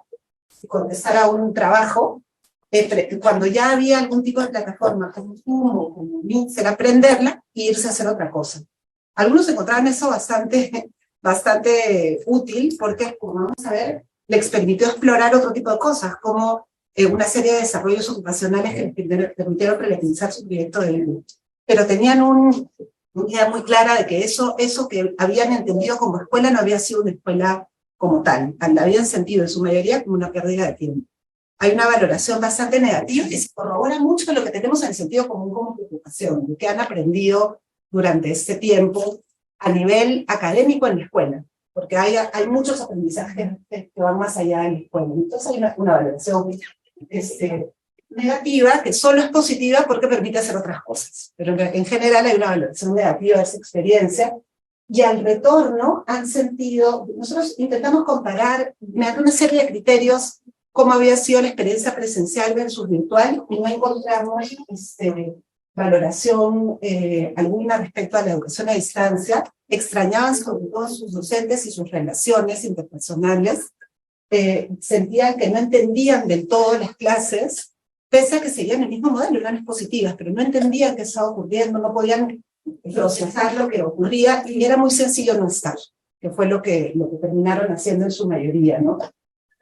Tampoco les gustaba estar en el espacio de casa para aprender, sentían que no era un lugar que tenía las condiciones para hacerlo. Entonces, una primera conclusión dramática es que la cultura escolar no cae con nada, ni con una pandemia de 2 años, lo cual implica revisar profundamente cómo hacer esta transformación, porque sí sabemos que es una de las condiciones que permite, que no permite aprendizajes más constructivistas, más en un paradigma constructivista, ¿no? Si vamos a la siguiente, antes de la pandemia encontramos que el uso de TICs no estaba, habilitado en la escuela. Habían salones de cómputo cerrados, lo máximo que se trabajaba era Word, Office, digamos, y el uso era principalmente relacional. Hay mucha crianza por WhatsApp, por eso es que el proyecto de Magali nos parece acertado en su plataforma. Mucho hijo llega a la casa y toma una foto de la puerta para saber que llegaste, saca al perro y enséñame que comió, una foto de su plato. Es decir, había mucho relacionamiento por WhatsApp, pero no era una herramienta de aprendizaje. Pensamos que esto podía haber cambiado en la pandemia, y solo cambió en el sentido de que era el lugar del aprendizaje, pero no ha habido un enriquecimiento de la tecnología en forma alguna. Lo que ha habido es mucha saturación. Y al volver a la escuela se ha vuelto a esta visión punitivista de la tecnología, donde el teléfono se queda afuera o se apaga, solo que no pueden hacer mayor seguimiento de ello, no hay cómo supervisarlo, porque el teléfono ya está instalado en el cielo.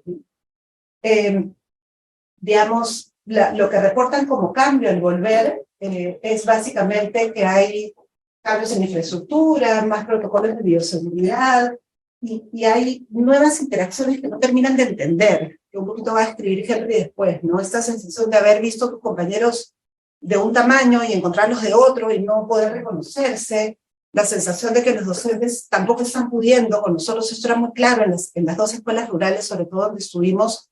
En una parecía que no eran adultos, ¿no? Era difícil hasta lograr interactuar con ellos en ese año de retorno, no se lograba con el aula, ¿no? Entonces había este tiempo que seguramente con el tiempo, veremos en nuestra próxima medición, ya se ha ido recuperando, ¿no? Pero hubo un primer momento de un regreso muy duro, muy álgido, ¿no? Nosotros fuimos el año que abrieron las escuelas.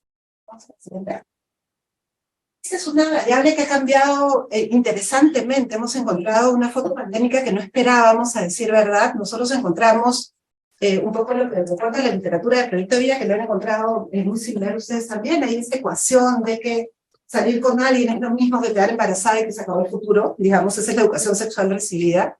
Pero además hay esta noción del proyecto de vida solo en términos ocupacionales. Construir un proyecto de vida es tener una ocupación, y tener una ocupación es ir a la universidad. Es más, encontramos una respuesta automatizada a ir a la universidad, poco elaborada, poco documentada, con visiones estereotípicas de las carreras, donde ni la familia ni la escuela lograban construir un apoyo real para metas ocupacionales. Entonces, aparecen respuestas muy rígidas que en términos, digamos, ericssonianos serían hipotecadas, sin ninguna posibilidad de revisarse, con mucha angustia ante la posibilidad de ser revisadas y de ser descartadas. Entonces, esa visión no la hemos encontrado, lo cual es celebrable. O sea, es de los pocos hallazgos celebrables de nuestro estudio.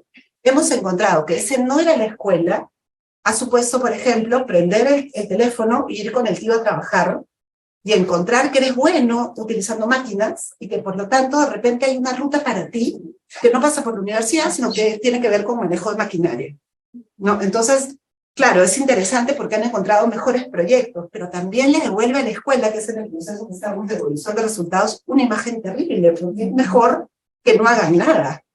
No es mejor que estén fuera para trabajar un proyecto de vida. Lo que les provee la escuela en términos de proyecto de vida es tan pobre que es mejor usar esas horas en salir con tu tío a aprender sobre maquinaria que ir a la escuela. Entonces, realmente el Estado no está encontrando cómo servir a sus adolescentes respecto al proyecto de vida.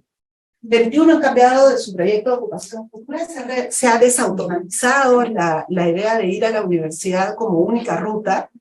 No sabemos, esto lo iremos viendo, si esto es producto de esos adolescentes de la pandemia, creemos que sí, o si esto es algo que debería mantenerse, esperamos verlo en el tiempo, pero esa exploración creemos que es muy valiosa, ¿no? Que es algo muy valioso. En términos de los apoyos y barreras, no ha habido mayor cambio. Nosotros encontramos que había digamos, el principal apoyo que tienen es el refuerzo de la familia de sus metas ocupacionales. La familia dice, muy bien, quieres ser ingeniero, excelente, pero no habilita que haya un proyecto. No salen de la secundaria sin un proyecto. Es más, salen sin una meta, salen con expectancias, ni siquiera con expectativas, ¿no? Salen con el deseo de, ni siquiera tienen una expectativa articulada. La escuela no brinda mayor orientación, las orientaciones que dan, ellos reconocen que no son útiles, que traen pues a la universidad que está a la vuelta, que una clase, pero saben que es porque queremos que vayan ahí, pero tampoco nos dicen cómo, es decir, entienden la poca preparación de las actividades que ofrece la escuela, pese a que hay variedad de actividades que ofrece la escuela. Básicamente terminan centrándose en tareas vocacionales y tienen la oportunidad de tenerlos, y no hay un acompañamiento para transformar ese deseo en un proyecto. Y lo que hemos encontrado es muy similar. Entonces, no ha sido ni un tiempo mayor con la familia que ha habilitado ese proyecto, ni un cambio en la escuela. Lo que ha sido es la oportunidad de tener experiencias distintas, lo que ha facilitado el proyecto. En términos de barreras, digamos, siguen no identificando, o sea, tienden a identificar mucho menos barreras que apoyos en su proyecto vocacional.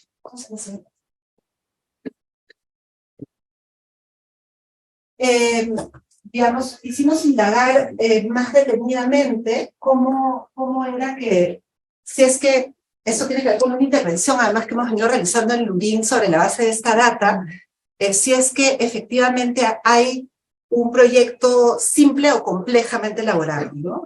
Que tienen voy a hacer, no sé, pues, antropóloga forense porque lo vi en CSI y quiero ser eso y punto, digamos, no tengo mayor elaboración, que es un tipo de respuesta que hemos encontrado, o voy a hacer esto y luego esto para alcanzar esto, ¿no? Y si esa secuencia es viable, digamos, alcanzable en el tiempo, en general tienen secuencias simples, incluso el que tiene esta experiencia de trabajar con maquinaria, la secuencia es simple, sigue habiendo una falta de acompañamiento, lo cual da cuenta que lo que ha habido es una nueva experiencia antes que un trabajo en el proyecto de vida. El proyecto de vida como tal sigue endeble y vulnerable, ¿no? Se siguen viendo con, digamos, profesionales trabajando, pero ese profesionales trabajando ya es valioso como cambio, ¿no? Porque antes solo se veían como universitarios o egresados de la universidad. Antes se pueden ver como ambas cosas. Y sigue apareciendo una lógica que hemos encontrado bastante extendida de un endeudamiento con la familia de origen. Es el tener que retribuir el apoyo que la familia les ha dado para poder devolver la oportunidad de estar en la escuela, ¿no? En general vienen de familias donde la madre no en todos los casos ha terminado la secundaria, tampoco el padre en todos los casos ha terminado la secundaria, ellos van a ser los que van a terminar la secundaria, es además el promedio de la región en el sistema, y entonces ellos sí entienden que esa oportunidad, la oportunidad de acabar la secundaria es una oportunidad que se paga, ¿no?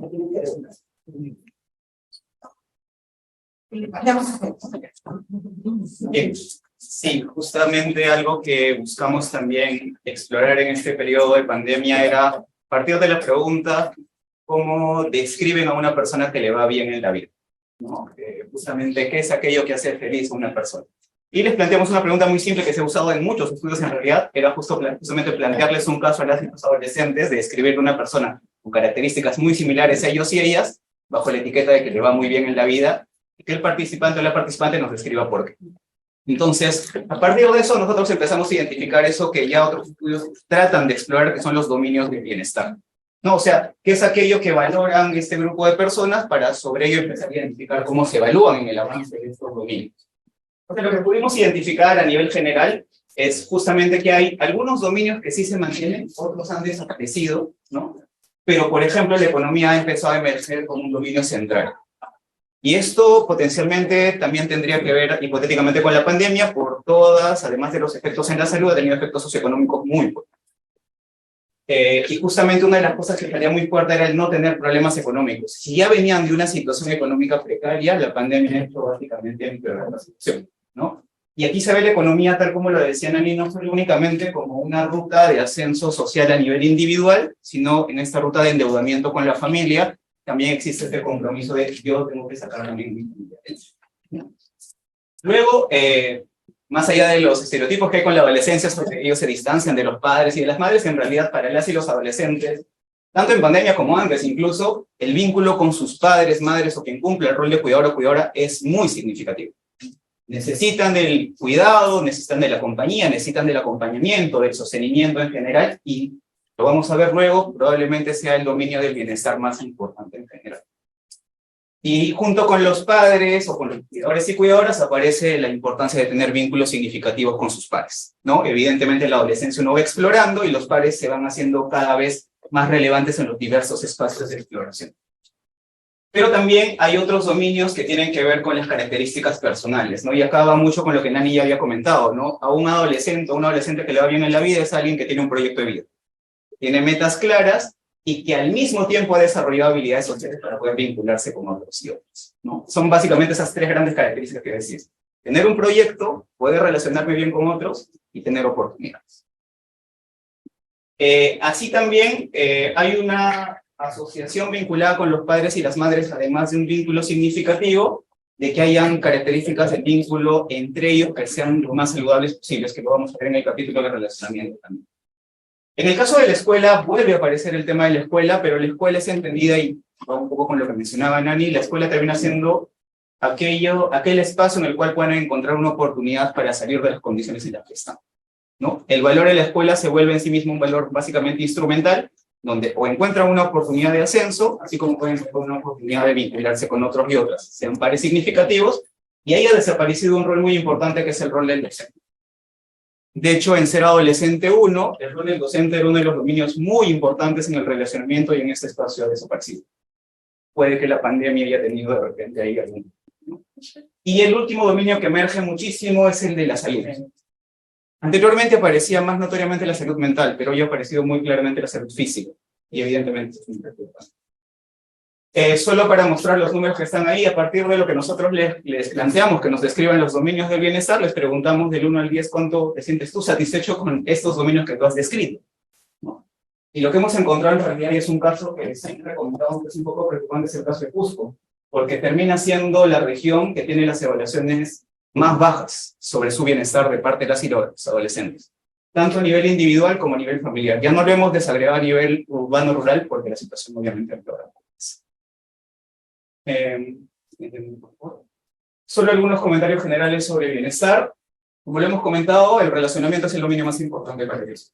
Construir vínculos significativos tiene un valor intrínseco, obviamente, porque socializamos y es parte de nosotros como parte de nuestra especie, pero al mismo tiempo, a partir de nuestro relacionamiento, habilitamos otras metas. Tener amigos puede habilitar, por ejemplo, terminar un trabajo del colegio, construir algún cachuelo, acceder a información. Vincularse con otros tiene un rol instrumental. Y en el caso de los padres, madres o el cuidador que cumple el rol de cuidador o cuidadora, es el espacio formativo, de atención, de contención, de acompañamiento y de dar sentido a muchas cosas sobre las preguntas que ellos traen. Entonces esto se ha mantenido. Sí puede haber tenido algún efecto de la convivencia familiar en pandemia, pero como lo vamos a ver ya en el capítulo de relacionamiento, esto ha sido muy diverso, ha sido complejo y ha tenido transversalmente dinámicas de agresividad, ¿no? Pero sigue emergiendo dentro de sus ideales en términos de bienestar el rol de la familia y de los padres. Como lo hemos comentado, la economía es un elemento determinante. Aparecía antes como una oportunidad de desarrollo y de consolidar este endeudamiento con la familia. Hoy sigue siendo igual de importante, pero sobre todo por los resultados de la pandemia en la economía familiar y del territorio. Y las aspiraciones a futuro, ¿no? Justamente como lo mencionaba Nani, el tener un proyecto de vida es muy importante, pero lo que terminamos encontrando sigue siendo esto, ¿no? Sé qué quiero hacer, pero no sé claramente qué es lo que tengo que hacer. Y al no existir apoyos en el entorno, pues, sigue emergiendo como un dominio, pero no hay claridad. Bien, y justamente queríamos también pasar a este dominio que es el dominio de relacionamiento. Nosotros hemos partido aquí desde 3 enfoques. Uno es el enfoque de la conectividad social, que se emplea mucho en estudios de pobreza multidimensional y lo que evalúa en realidad es la calidad y la cantidad de los vínculos interpersonales que uno tiene. Y mientras mejor sea mi evaluación en términos de mis expectativas a nivel relacional, pues mejor conectado socialmente voy a estar. Entonces lo que hicimos aquí fue básicamente preguntarle a las y los adolescentes nuevamente una situación hipotética, ¿no? Y acá solo exploramos el relacionamiento con la familia. En Ser Adolescente 1 exploramos el relacionamiento con la familia, con los pares, con la comunidad y con la escuela. Pero en el caso de la familia era muy relevante porque en la pandemia ha sido el entorno con el que más tiempo han pasado. Entonces queríamos saber un poco qué sucede. Entonces les comentamos la situación hipotética. Imagina una persona de tu edad que vive en un contexto similar al tuyo y que se lleva muy bien con su familia. ¿Por qué sería eso? Entonces lo que nos han comentado y tiene mucho que ver, de hecho, con lo que Mabel expuso previamente también, muchos de los criterios que las y los adolescentes plantean sobre el vínculo adecuado con sus familias tienen que ver con que el brindar apoyo, el brindar soporte emocional a los hijos e hijas, la atención y la visibilización de las demandas de los hijos, el respeto y la ayuda a los cuidadores en términos de endeudamiento. O sea que no solo es algo que demandan los padres y madres, sino también cuál es mi responsabilidad con ellos y ellas. Pero también amplían un criterio muy importante, es que haya buena relación entre padres. ¿Por qué? Porque estamos atravesados por dinámicas de violencia intrafamiliar, y en estos contextos no es ajeno. Entonces, un criterio para una buena relación con mi familia es que mis padres no peleen, ¿no? También hay un criterio que tiene que ver con qué es lo que me ofrece mi familia en términos de oportunidades de ascenso, y finalmente las actividades, ¿no? Plantean que una buena relación con mi familia tiene que ver con actividades dentro y fuera de casa. Lo que vamos a ver en términos de porcentajes no lo voy a comentar a detalle, pero es básicamente hemos tratado de identificar la densidad de cada uno de estos criterios a partir de cuál es la tasa de respuesta de cada criterio respecto al total de la población, ¿no? Entonces ahí ya lo podemos igual en otro espacio poder comentar también más a detalle para conversar. Pero además de identificar estos criterios que plantean las y los adolescentes sobre un buen relacionamiento con su familia, les hicimos la misma pregunta. A partir de lo que nos has contado, ¿cómo evalúas tu relación con tu familia? Y lo que encontramos sigue siendo un poco preocupante. Las evaluaciones positivas están vinculadas y atravesadas principalmente porque exista soporte afectivo, exista buena comunicación en frecuencia y calidad, y que hayan actividades dentro y fuera de casa, además del apoyo. Pero ¿dónde se ve más notoriamente esta evaluación positiva? En Lima y en el caso de los adolescentes hombres, que son quienes más han evaluado mejor. Y las evaluaciones negativas están vinculadas con que haya, nuevamente, bajo soporte, comunicación poco frecuente y de muy mala calidad, dinámicas de conflicto y violencia dentro de la familia, entre cuidadores y de cuidadores hacia hijos e hijas. ¿Dónde sucede mayormente estas evaluaciones negativas? En Cusco, Tarapoto y en el caso de Señores.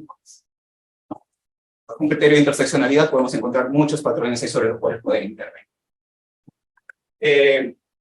¿Cómo ha ido un poco cambiando esta red de los cuidadores y qué puede haber pasado durante la pandemia? Tal como lo comentaba Nani, la pandemia podría haber habilitado un espacio en el que se pueda fortalecer el vínculo con la familia, porque ha sido el entorno con el que más tiempo han pasado.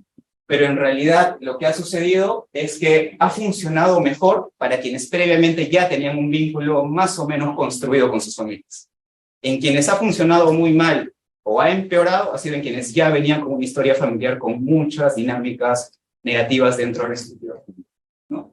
¿Qué mejoras han podido identificar los adolescentes en términos de comunicación, ¿no? En quienes ha funcionado mejor previamente, la comunicación se ha ido fortaleciendo, han encontrado nuevas estrategias, las tecnologías han ayudado mucho, por ejemplo, en esa ruta, pero también la autonomía se ha visto un poco debilitada en el sentido de que la cuarentena planteaba restricciones, entonces los mayores espacios de agencia y exploración han sido probablemente dentro del hogar.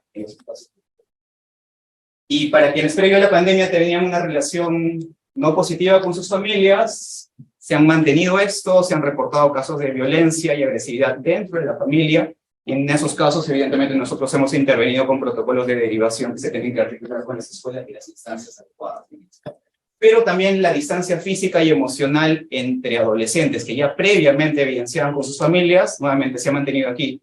Y en el caso de regiones fuera de Lima, esto tiene que ver también con las propias dinámicas familiares a nivel socioeconómico, las y los cuidadores tenían que salir del hogar. Y eso ha seguido perpetuando el poco tiempo que pueden pasar con sus estructuras familiares. Sí. Y finalmente, respecto a los pares, ¿no? Como sabemos, los pares terminan siendo este segundo entorno significativo para las y los adolescentes que han sucedido en este contexto, ¿no? Si bien los medios tecnológicos han habilitado posibilidades de mantener contacto, el WhatsApp, las videollamadas, el Zoom, etcétera, pues en realidad la importancia del contacto directo y del contacto cara a cara no ha podido ser reemplazado. Y las y los adolescentes evidenciaban esa queja. En algún momento decían, ya me siento saturado del WhatsApp, ya me siento saturado de la videollamada, etc. Entonces, no es que la tecnología siempre haya servido, pero sí ha servido en ciertos momentos últimos. Entonces, nada más se evidencia obviamente la relevancia de los amigos, el retorno a la presencialidad, como mencionaba Nani, ha sido algo que han celebrado muchísimo, ¿no? Porque es el espacio en el que se han vuelto a contactar con sus padres y sus amigos. Concluyendo de lo que hemos podido presentar hasta ahorita, tenemos entonces una escuela en términos generales valorada negativamente en su versión virtual y sin mayor cambio en su retorno.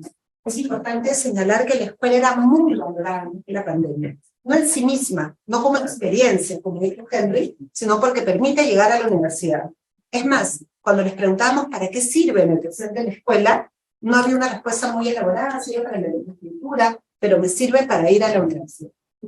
La escuela ha perdido ese lugar en ese grupo de adolescentes y se la ve ahora como eso que hay que culminar. Pero salvo el volver a conectarme con pares, con los cuales efectivamente había mucha ilusión y mucho desconcierto al mismo tiempo, también, digamos, las empresas. Y hay esta sensación de no haber sido atendido por la escuela, ¿no? Y lo cual sabemos que, digamos, lo que se ha ido reportando, ¿no? No había un movimiento en la cultura escolar, se adaptó a la distancia. Algunas de sus prácticas a distancia eran curiosamente similares, así como los docentes votan del salón al que se vota mal, te votaban del grupo de WhatsApp, o sea, eran hasta poco ingeniosas en sus formas, eran muy similares, y al volver de cara al retorno ha sido muy similar. No tenemos una transformación, teníamos también algunas expectativas bastante ilusionadas de que el transmisionismo se moviera un poquito, porque no podían pararse a hablar durante la pandemia, ¿no? Sin embargo, se ha vuelto a un paradigma muy similar al que había antes. No hemos encontrado movimiento alguno en sus nociones de aprender, de cómo se aprende, etc. Las TICs han sido más usadas, no han sido incorporadas en el retorno por la misma escuela y creemos que van a volver al mismo rol que tenían. Aunque, como decía Henry, hay esta saturación, que también hemos experimentado nosotros. Nadie quiere estar en su... feliz de estar acá en persona, nadie quiere estar ya en una pantalla, ¿no?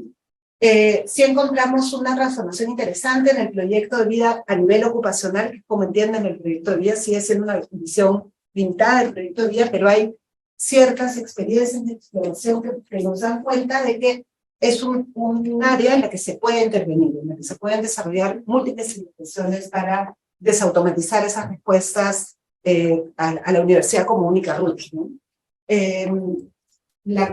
Digamos, se mantienen, sin embargo, la noción de ordenamiento con la familia y se mantienen esos proyectos poco elaborados que son frágiles porque son muy dependientes de esa experiencia que se acaba de tener, que no han sido, digamos, habilitados como proyectos de vida. Algunas conclusiones en términos del relacionamiento, tal como les habíamos comentado, la familia sigue siendo crucial antes, durante la pandemia, y eso nos lleva un poco a tratar un poco de ir eliminando estas falsas creencias de que él o el adolescente se distancia de su familia por la etapa de desarrollo. En realidad, hay una demanda muy fuerte de las y los adolescentes por estar cercanos hacia sus cuidadores, pero que cumplan, evidentemente, ciertas expectativas a nivel relacional, ¿no? La pandemia, obviamente, ha sido un amplificador de esa relación, pero algunos patrones pueden haber sido exacerbados, sobre todo de estos más difíciles que tienen que ver con violencia en la familia. En todos los criterios de conectividad social ha habido disminución en su importancia, eso es parte de la parte longitudinal del estudio. Nosotros también evaluamos un poco cómo van emergiendo estos criterios para relacionarse bien, y nos hemos dado cuenta que ha disminuido la importancia que le dan a la vinculación ya haciendo la comparación, ¿no? Los adolescentes que de hecho reportaban estar más tiempo de sus cuidadores son aquellos adolescentes que evidentemente identificábamos como situaciones un poco más problemáticas, que necesitan atención a sus necesidades, pero también sienten que ahora por la propia etapa de desarrollo tienen más mente para poder escuchar a sus familias, ¿no? De hecho, aquellos que, como había mencionado, que tenían relaciones negativas y distantes, han distanciado aún más sus relaciones con sus familias, ¿no? O sea, no es que la pandemia y convivir en un mismo espacio haya fortalecido, sino puede haber incluso haber sido una situación de empeoramiento también. Una lista en la que miramos el relacionamiento con los cuidadores antes de la pandemia fue la clásica teoría de silos parentales, que ven todos y encontramos, utilizamos los criterios de esas instrumentos con otros aspectos como comunicación, más detalle, y encontramos que era difícil lograr catalogarlos en uno de los estilos existentes.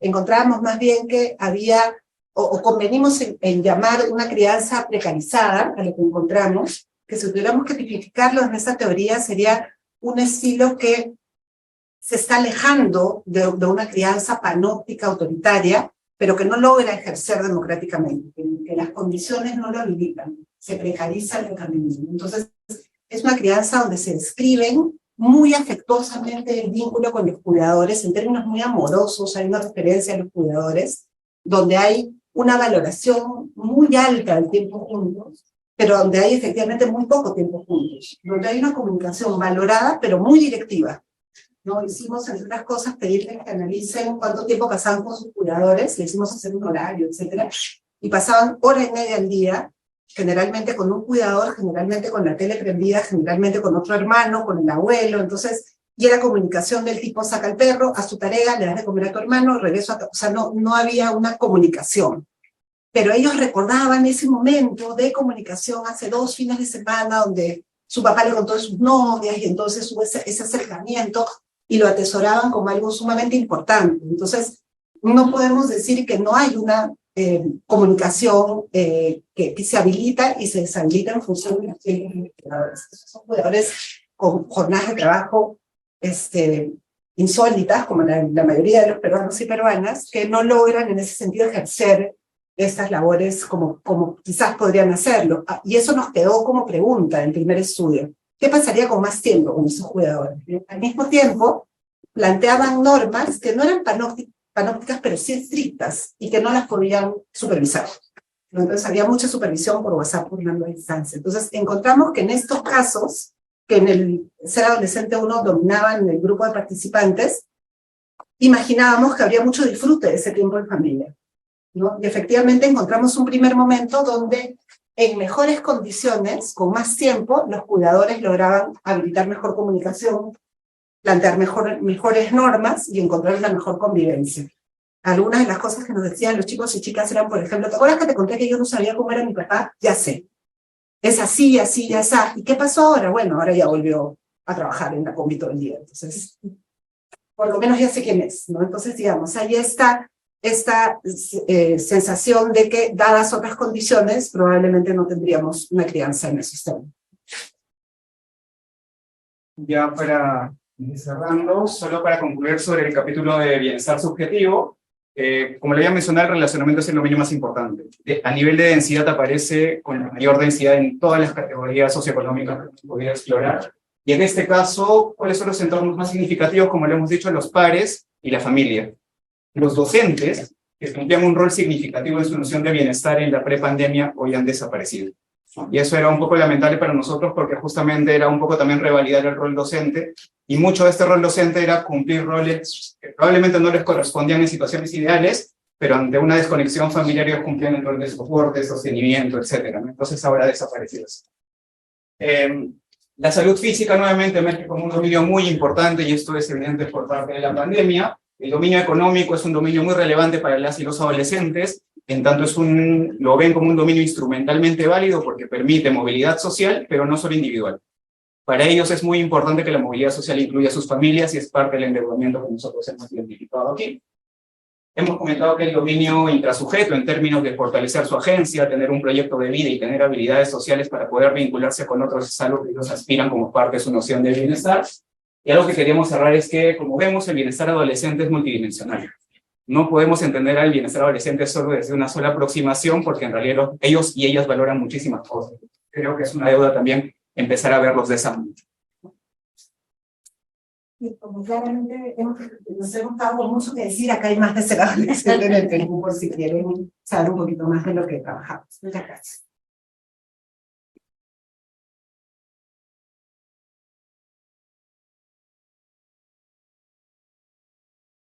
Gracias, María.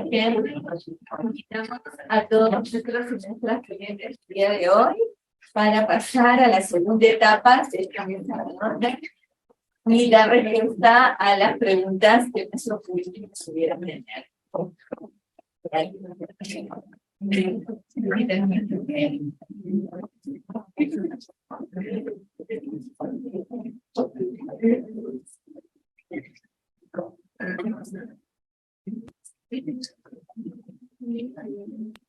¿Qué? ¿Sí?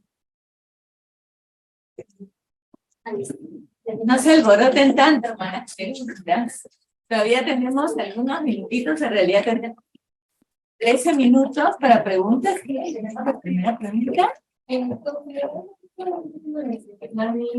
Y Henry han hecho bastante énfasis que es las propias dinámicas del negocio económico y cómo el tiempo que uno llega a pasar y lo nocivo.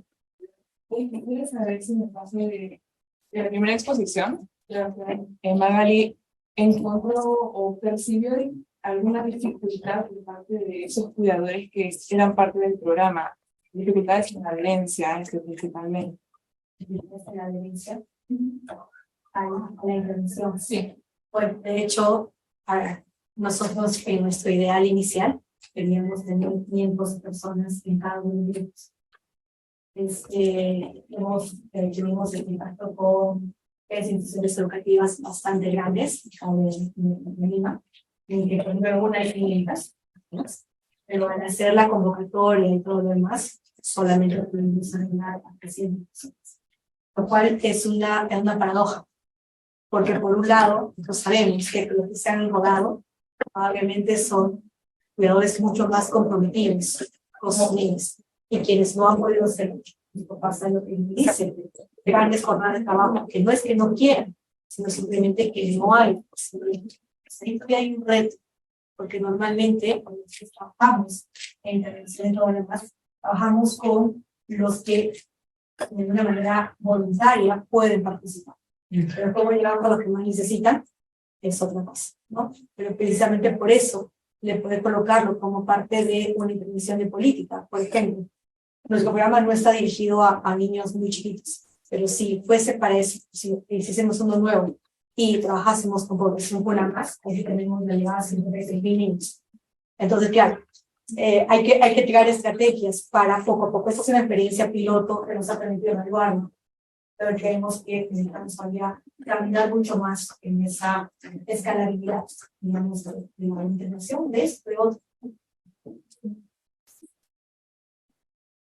Gracias. ¿Alguna otra pregunta? Yo me quedé con un poco reflexionando acerca de lo que Nani comentó con respecto a los resultados, que nuevamente es una investigación que todavía sigue en camino, ¿verdad? Con este tema desde mi rol como parte de las autoridades, digamos, de nuestra universidad, esta desautomatización de pensar que el camino luego del colegio es automáticamente la universidad. No creo yo que esto va a dar pie a otras opciones, de repente más institutos técnicos u otro tipo de procesos formativos que de repente estén mucho más, o sea, que te formen para el trabajo de manera más inmediata, sin necesariamente pasar por un proceso de 5 años de formación básica para sacar un grado académico, que me parece que estos jóvenes durante la pandemia se han dado cuenta que no necesariamente lo necesitan para ser parte de la fuerza laboral del país, ¿no? Y sí me pregunto cómo esto va a impactar entonces en todo nuestro sistema, en realidad educativo terciario, ¿no? Post-escolar, ¿no? No sé si han elaborado algo al respecto. Es una pregunta súper interesante. No sabemos qué tanto se mantenga en esa condición pandémica, porque ¿qué es lo que sucede? Que supuestamente en la escuela debiera limitar esa experiencia. ¿Qué es lo que plantea Erickson como una teoría psicosocial? Digamos, está en todos los manuales del INEDU, está en el aprendizaje fundamental, se desenvuelve con la autonomía, pero no se llega a incorporar experiencias genuinas más que ir a la universidad. Entonces, ellos aquí han experimentado otras cosas y encontrado que puede ser interesante. Ahora, ¿esto se sostendrá? Yo no lo creo, porque el mito del progreso asociado a la universidad es muy potente en nuestro país. Y básicamente lo que reciben como mandato generacional de sus cuidadores y cuidadoras es para ser una persona exitosa se pasa por la universidad. El problema es que ya el milenio estableció que el 95% quería la universidad y no llega ni al 30%. Entonces tenemos una generación, o sea, tenemos generaciones frustradas permanentemente. Yo pensaría en que debiéramos aprovechar este impulso con esta promoción de demostrar otras vías, justamente, ¿no? Que es un poco por donde venimos trabajando nosotros desde la intervención. Hemos empezado en la escuela de Lindín con un proyecto de intervención justo sobre el proyecto de vida para tratar de pensar en qué otras opciones hay, que la vida universitaria ni es para todo el mundo, ni la puede costear todo el mundo, ni tu familia puede prescindir de 5 años. Entonces, creo que hay que pensar en esa diversificación de opciones. Por ahí hay que...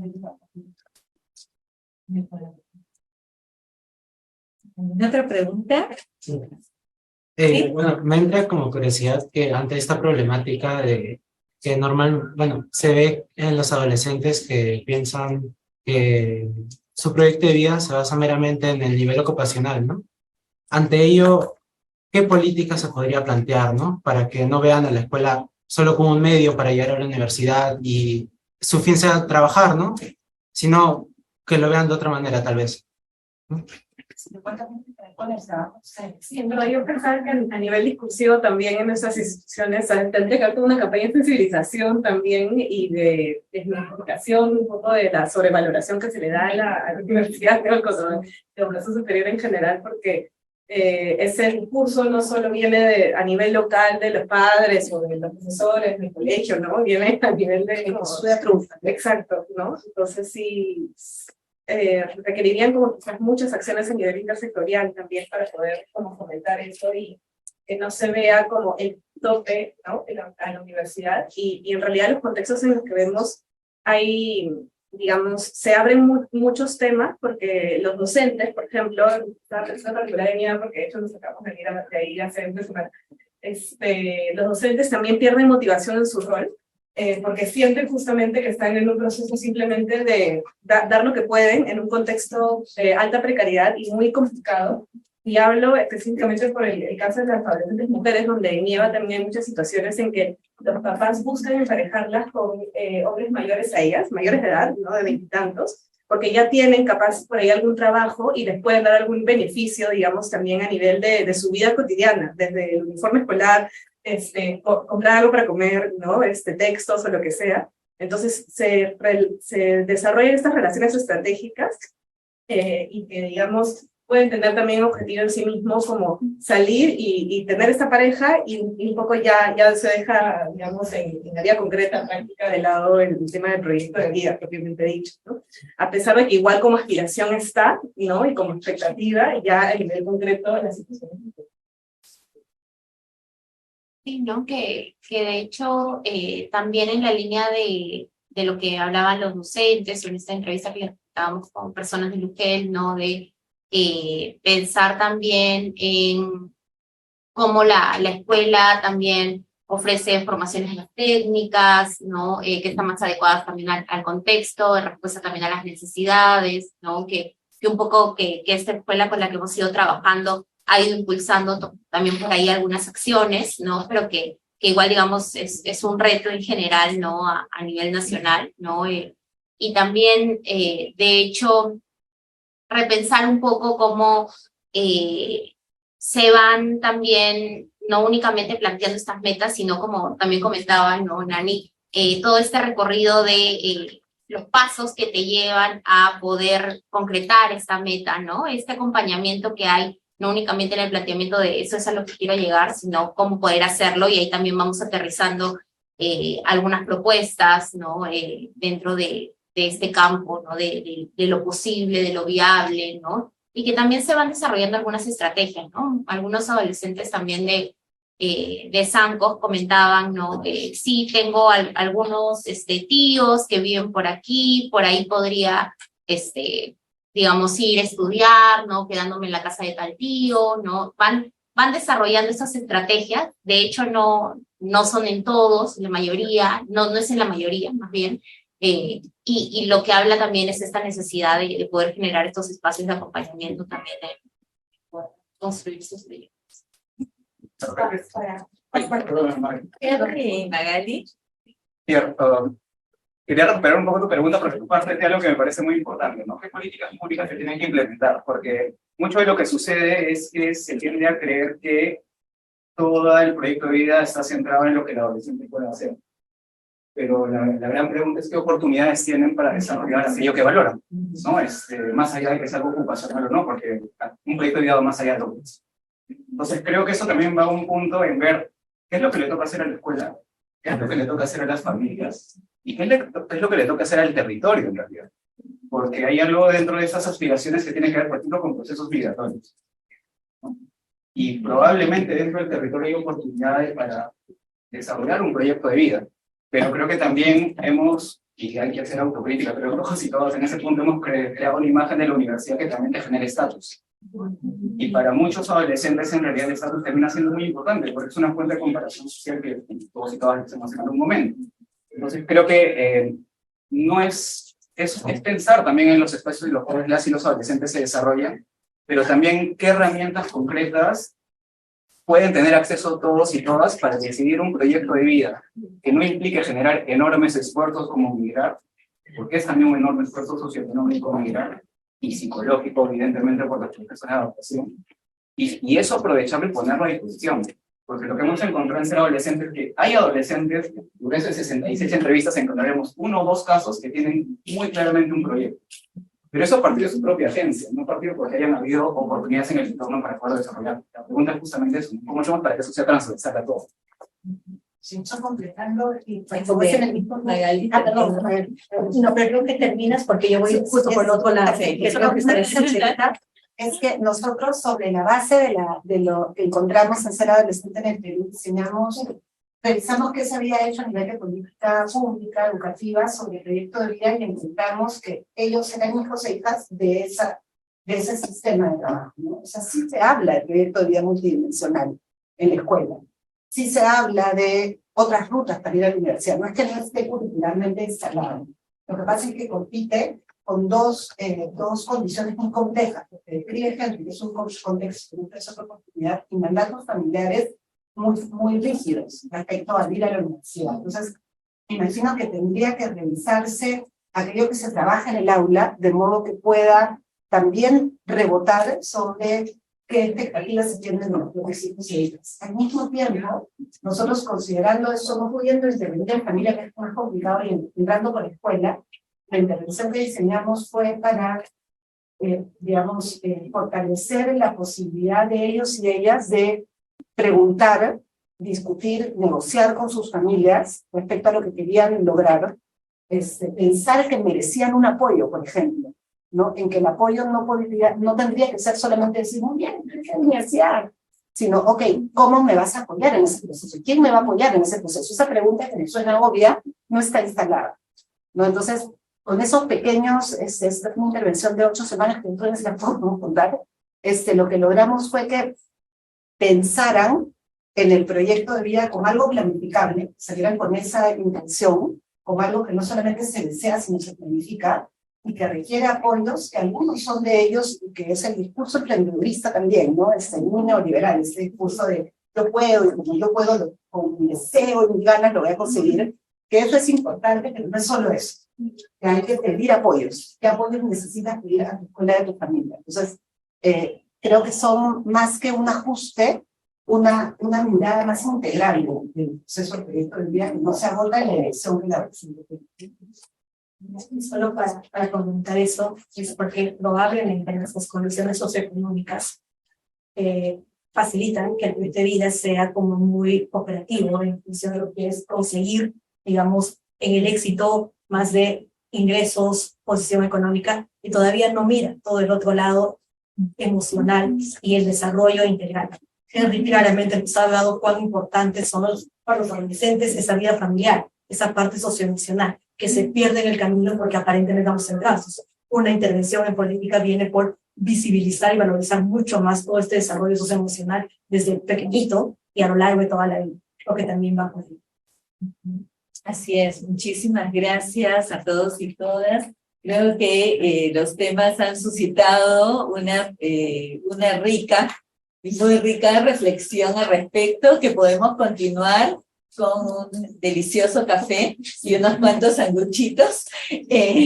Sí, sabemos que algunos están ya movilizándose, porque hoy día hay algún evento nacional, parte de bienestar, pero yo tengo clase de maestría de esta manera, pero bueno, vamos a ver qué priorizo.